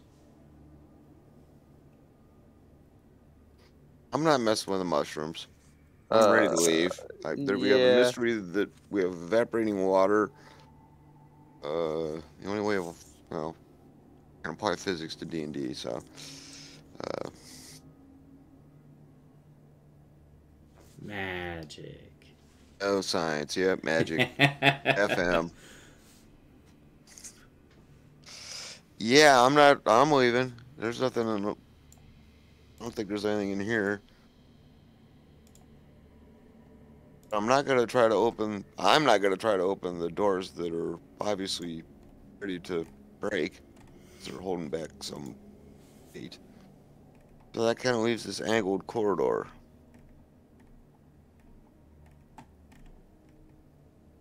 Okay.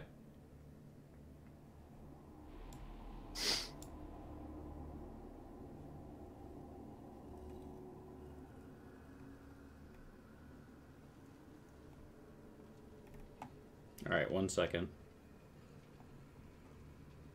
So is everyone going down this way with Zed?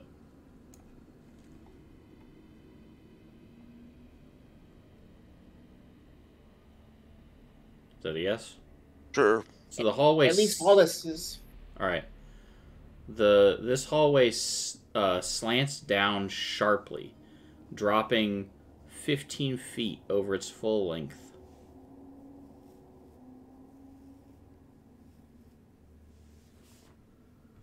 It's a decline. Mm-hmm.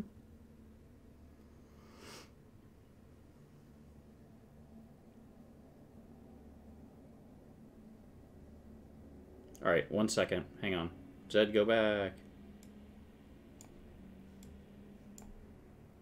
Perfect. All right. I need for you to make a wisdom perception check. It is dark, so you have dark vision. So there you are.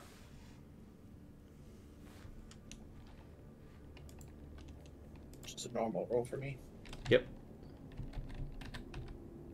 Normal roll. 16. 16? All right. You do not see it, and then suddenly as you step forward, there is a click. Excellent. Yep. Click. There is, in fact, a click.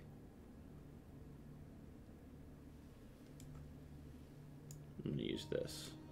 I was in a click once. Yeah. There we go. I'm going to draw everyone's attention to this. All right. What is that? I'm glad you asked. So as you are walking down this giant slanting place, a massive rolling boulder made of bone emerges. This is my favorite trap in the entire module. Emerges from the where there is a sun in the mosaic, and begins rolling down the hill towards you. Like an Indiana Jones trap. Oh, absolutely. It's going to crush and slash at any creature in Area 6, which is currently everyone. I need everyone to make a dexterity saving throw, please. All right, hold on. How tall is this corridor? Why do you ask? God, how tall is it? How tall is the boulder? How tall is the corridor? I also would like to know this information. It fits perfectly in the into this area. There's a small amount of, like, if you make a dexterity saving throw, there's a chance that you'll miss the brunt of it. There's those. I want to. What does that want to do? How much space between the top of the boulder and the ceiling? So, round peg, square hole. Okay, so it fits. Okay, so 0 basically. There'd be some at the bottom, a little bit, and a little bit at the top. What was Ed's question? Oh, I wanted to know too, because I couldn't just jump up and fly over it. That would be correct. Yeah, it's gonna. I'll read the whole thing. So 15% beyond the shaft entrance. The thing. Blah blah blah. Okay, plate is activated. The circular mosaic in the sun slides in it's 7 foot in diameter. Made of hundreds of skeletal bodies magically rising from the floor. The bone boulder tilts towards Area 6 and then rolls down. As it rolls, the bone boulder crushes and slashes at all creatures in here. So, Brad, so now, Mordock, go ahead and roll your dexterity saving throw. 7 feet in diameter, and the tunnel's 6 feet wide. It doesn't fit. It barely fits. Doesn't fit. It's wider than the tunnel. It doesn't fit. We're going to go... 18. 18? All right, cool. Yeah. And Zed. D&D, thank you, D. Yeah, Night of Energy says D&D logic. I'm gonna go with the fits. It doesn't fit. I want advantage because it doesn't fit. Fortunately, you take. So people who get pulled in, maybe Valdus. Let's find out. This is where you need to do some word spell. Yeah, it's a failure. All right, so the cool part is that Nothing cool about this. It doesn't fit. Zed, Valdus, and Patron are all pulled into this and are going to take some damage.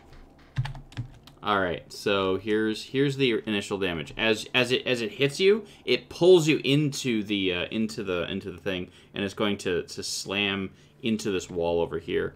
So first, everyone is going to take it's 8d8 total damage. Does anyone have resistance to bludgeoning or anything, or slashing? Woof. Nope. All right, 21 damage to everyone. Oh my. Everyone takes 21, or just those I'm three? down. You take down. half, Mordok. I take 11.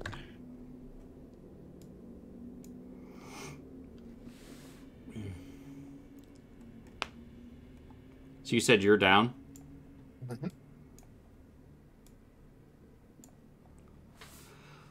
All right. That was Xaxes because a 7-foot ball fits in a 6-foot hole for no reason. I think that this is let's see, it's magic. Says it, yeah. No, you do not get to excuse poor sloppy writing. Poor sloppy writing. 15 feet. Like I said, I want advantage for poor sloppy writing. Oh, so this is a dex save. You get half on it, so you're not down. Evasion. I didn't think that it counted. It sure does. Neat. I'm not dead. All right, cool. Then it flies over here and explodes, and then we're gonna take more damage. All right, I'm dead. Why? Why did he do this? And then it's 29 this time. All right, I'm down. You did it. All Pleasure right. doing business with you. All right, hang on. Patron, I need you to... Actually, sorry, you get another save here. So if you pass, you just wouldn't die. You are... Is it another deck save? I'm down. Okay, it's another... Pleasure doing It's a business strength with or you. dex save.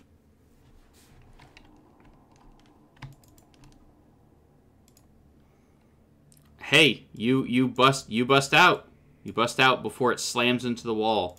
Does Valdus? Valdus does not. Valdus is unconscious and doesn't actually get a save because Valdus was knocked out ahead of time. But Valdus has a single death failure and is dying. So you're able to hop out. So basically, the way that it goes is Zed steps on the trap. Click. This ball that happens to fit in here. The 7-foot ball falls into a 6-foot hole. Anyways, rolls down here, grabs 3 of the party members, drags them through. They go flying in here, and the ball of bone explodes and causes more damage and is now destroyed. So hey, Mordok, spells. I'm the only one up. Patron, what are you at? Do I take half damage from that? Creature trapped within the bone boulder fails to escape when it hits is caught in the explosion of bone. So you do not take damage that second time. Okay, so I'm good. I'm at 38. Okay. But Valdus and Yep. Are you gonna heal Zed are Valdus? down. We're both down? Yep. I'm going to spare the dying on them. Okay, so neither of them are dying. Correct. Okay. So, what's in his room first? Oh, spare the dying, then what's in the room? The smell of incense fills this room and rich tapestries cover the walls. On the south wall, a chute long enough for a small character to squeeze through. How hurt are we? Lets in light from outside. So I'm going to fix this in a second. So there's a small chute over here that seems to go to outside. 2 characters are down. Mordok. What's the room look like? I mean, nice paintings. no one is dying now One's anymore. dying. Now then, how about that room?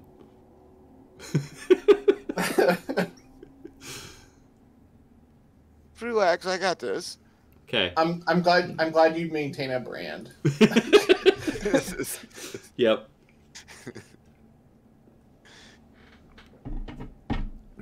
All I right. smell incense, and there's just a big There's rich tapestries that cover the walls. trapezoidal room. It's empty.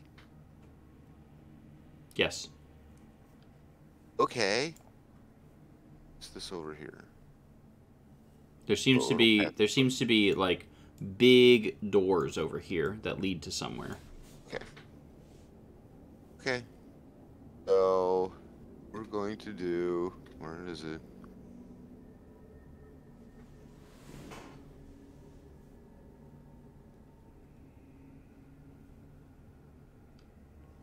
Oh, there it is. So I need 10 minutes and a sandwich.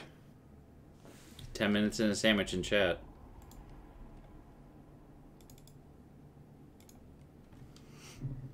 So that heals everyone 17. No, it heals me and you 17. It heals everybody else. Oh, gee, I rolled almost perfect. It heals everybody else 18. Nice. Okay, I will. If we're going to try and for 10 minutes in a sandwich, I have plenty of spell slots. I'm going to cast Aura of Vitality. Okay.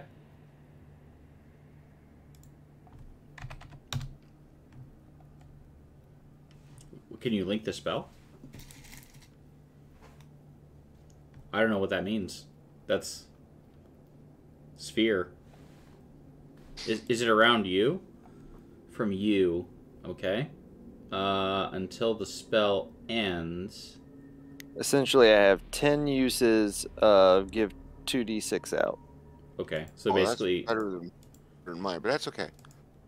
so we I'm have. going to try and get us all up. So I gained 17. Yep. And then I'm gonna roll 2d6 for Waldus. 2d6. So that's plus 7. If you give her one more, I'm sure she'll be like pretty much full. Yep, she can have another. You have 10.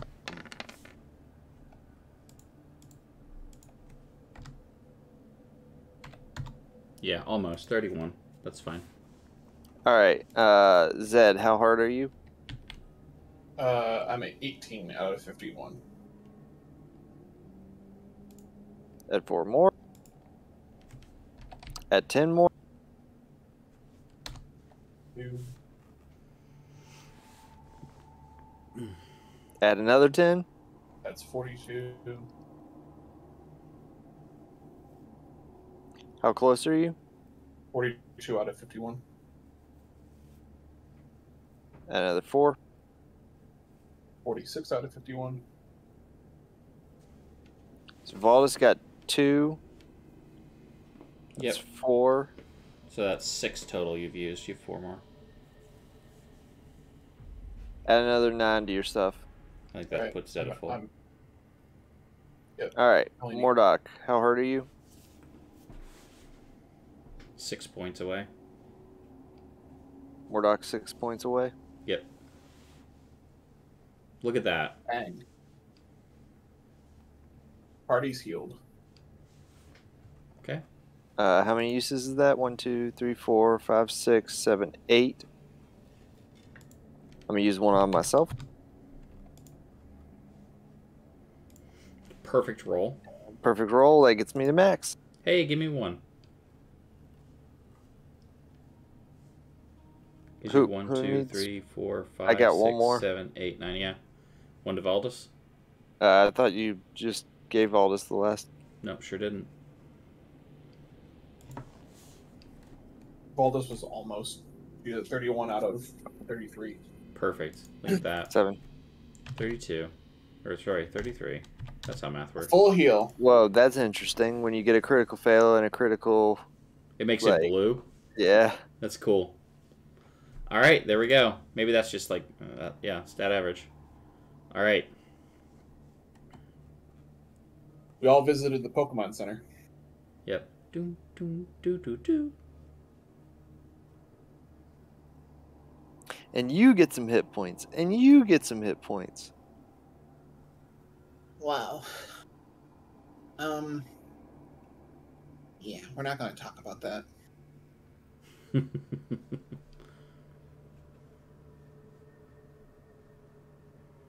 So what do we got in here? This is a strange looking room, and there are, over in this area, so the smell of incense fills this room. There are rich tapestries that cover all of the walls. On the south wall, which this is south, apparently. Let me make sure. Yep, north is this way. South is this way. There's a chute small enough for a small character to fit through here, which goes outside. Lets in the moonlight from outside. There is a door to the south here. And also there are 2 double doors over here.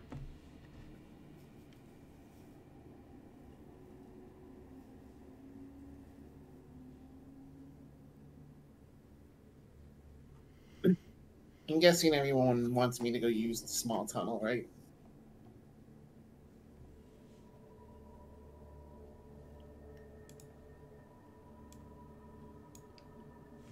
You can go look outside.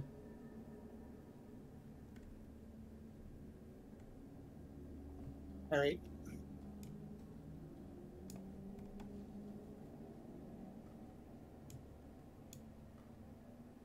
It's outside. Yep. Nothing else. Just outside.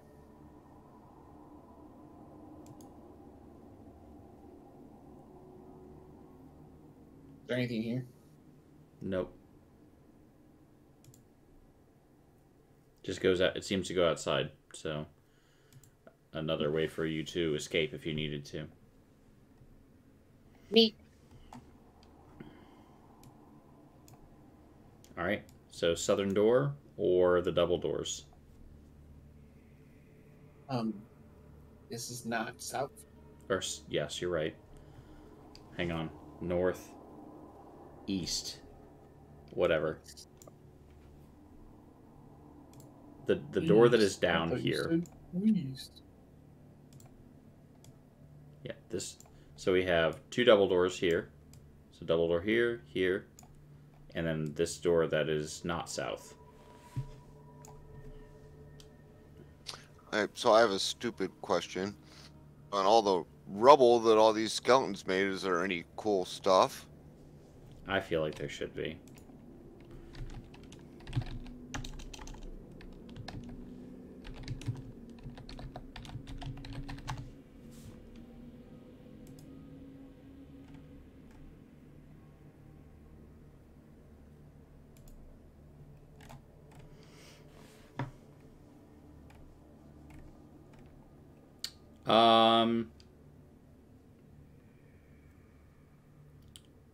Roll me a D100.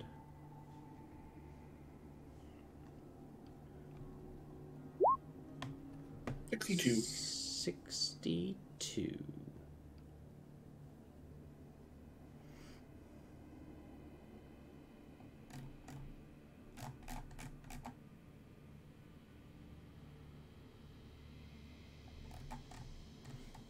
I am going to give you, and we'll see what happens here, some dust of dryness.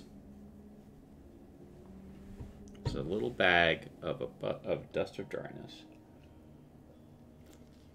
If I remember right, that's cool stuff.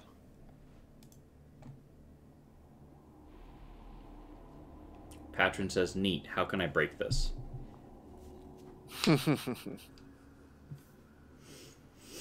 You don't know me. I played with your artificer. I know you. I made a meme about it. It's pretty good. It's true. I'm not out an artificer though. It's true. All right, so that's what we find in that.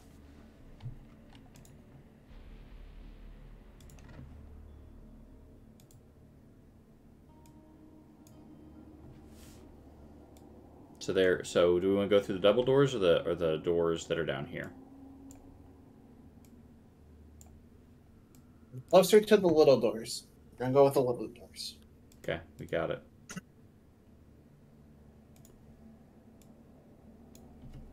Big doors, big problems. Hey, look, another little door. Silly.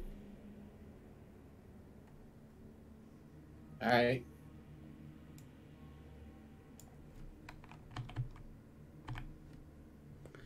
In here, this room is an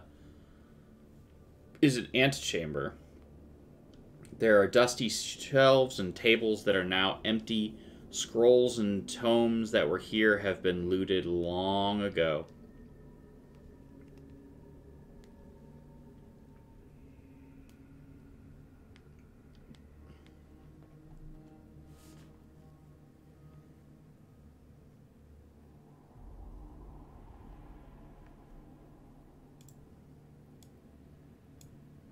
There's also seems to be a denizen here.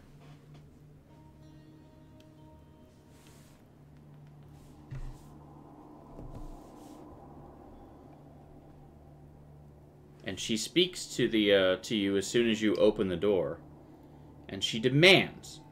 She pushes up what appear to be her ghostly spectacles, as she is a ghost, and she says,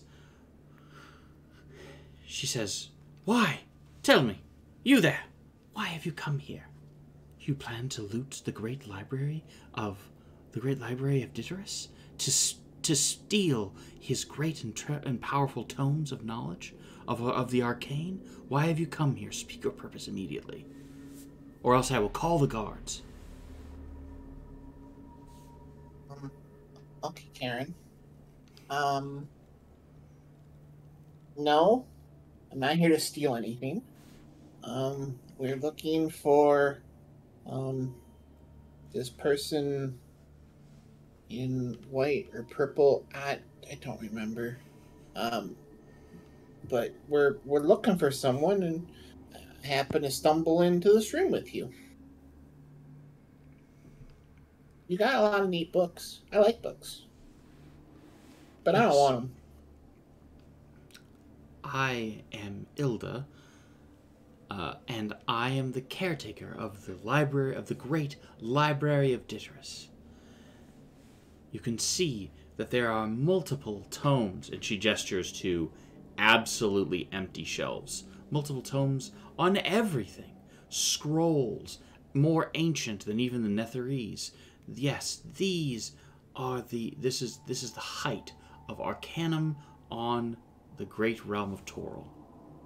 The great library of Diderus himself.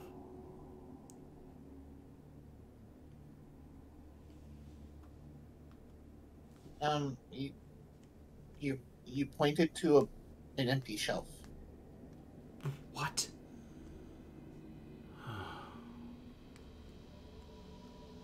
I have failed, my Lord Diderus. I have failed, my Lord Diderus, and I have failed to protect my solemn duty after death, to protect this place, and it has been looted. Who knows how long ago? Oh, and she begins to like fade from view, as she is greatly saddened by the realization that she is now trapped here, looking after nothing. Hi, lady. Can you make nice make me a religion check?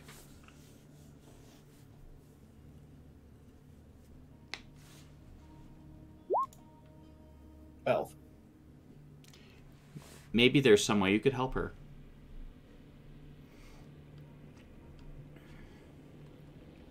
There may yet be some way for you to help her, find rest.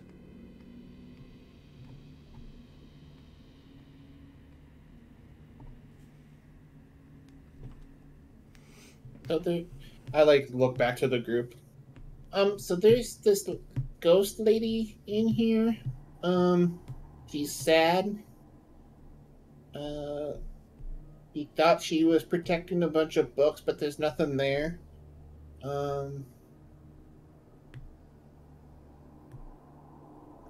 Yeah, how's a 16 look? Instead of a 12. So, if you were to find some lost tomes from her library and they were returned here, you might be able to release her from her sojourn here.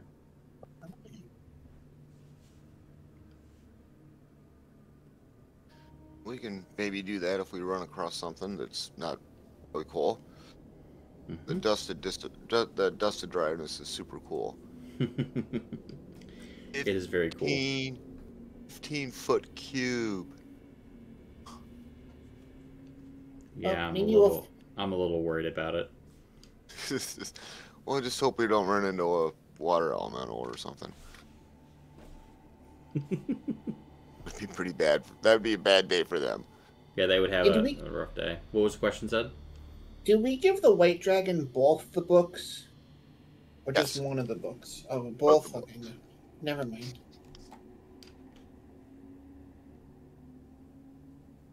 Guess maybe we'll find some more while we're looking around. Mm-hmm. You notice also there's another set of double doors here. They seem to be leading somewhere else. I ran out of little doors. I guess, yeah. What's behind these doors? So hang on. As you walk up to this, I'm going to give you you hear the voice once again. And the voice says, "Humility proffered in the manner of Mistral shelters those who opening the way to seeking knowledge." And I need another religion check.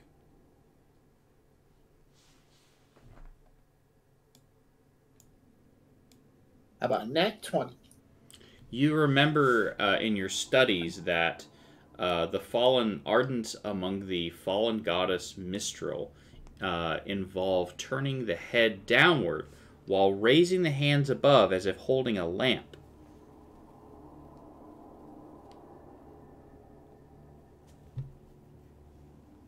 One more time.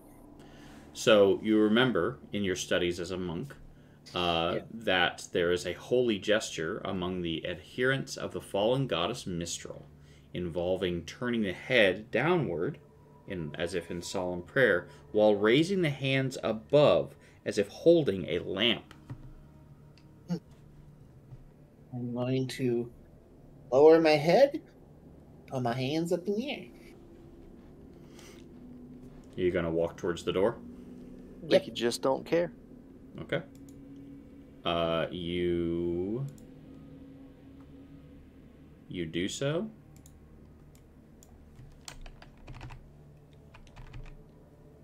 You guys might want to copy me. Down. Put your head down. Put your hands up. Hands up. Okay. Oh. In here there is a throne on a massive dais resembling a floating cloud concealing a golden sun. Seated on the throne is a 12-foot tall, regal, well-muscled humanoid male in a white beard and a purple toga. So it is just a massive... it has a flowing white beard, purple toga, and is just sitting there. And as you approach it, it says, "Ye who seek Diderus' insight must first furnish tribute, that Diderus may work his mighty magic. Lay such tribute at my feet, or depart."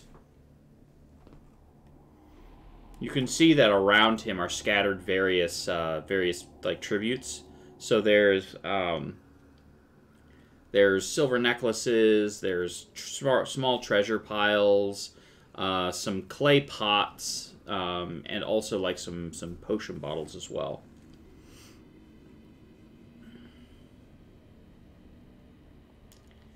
And I think was like, that's a really good spot to leave us off on. That is a great place for us to stop. Say, So I was gonna say I'll donate a gold piece since there's a we chunk up there. absolutely. So we will come back to that as the party explores the tomb of Diderus in search of Verum the White. We will catch up with our players next week. So until then, we'll go from there. Just as a reminder, we do have some events coming up. We have our marathon coming up where we'll raise money for our Extra Life charity, which will benefit Roanoke Carillion Children's, is coming up on the 20th of August. That's this month in 2022. And also, we will have our launch of our next campaign, which we're looking for players for, which will be the 21st. More details can be found on our website and on our Facebook page. If you like what we do here at Open Heart Games, please we would love for you to give us a subscribe or a follow here on Twitch, on our Facebook page, on our YouTube channel, and also on our Instagram, where we heavily feature our cat Elspeth. Until then, thank you so much, and take heart.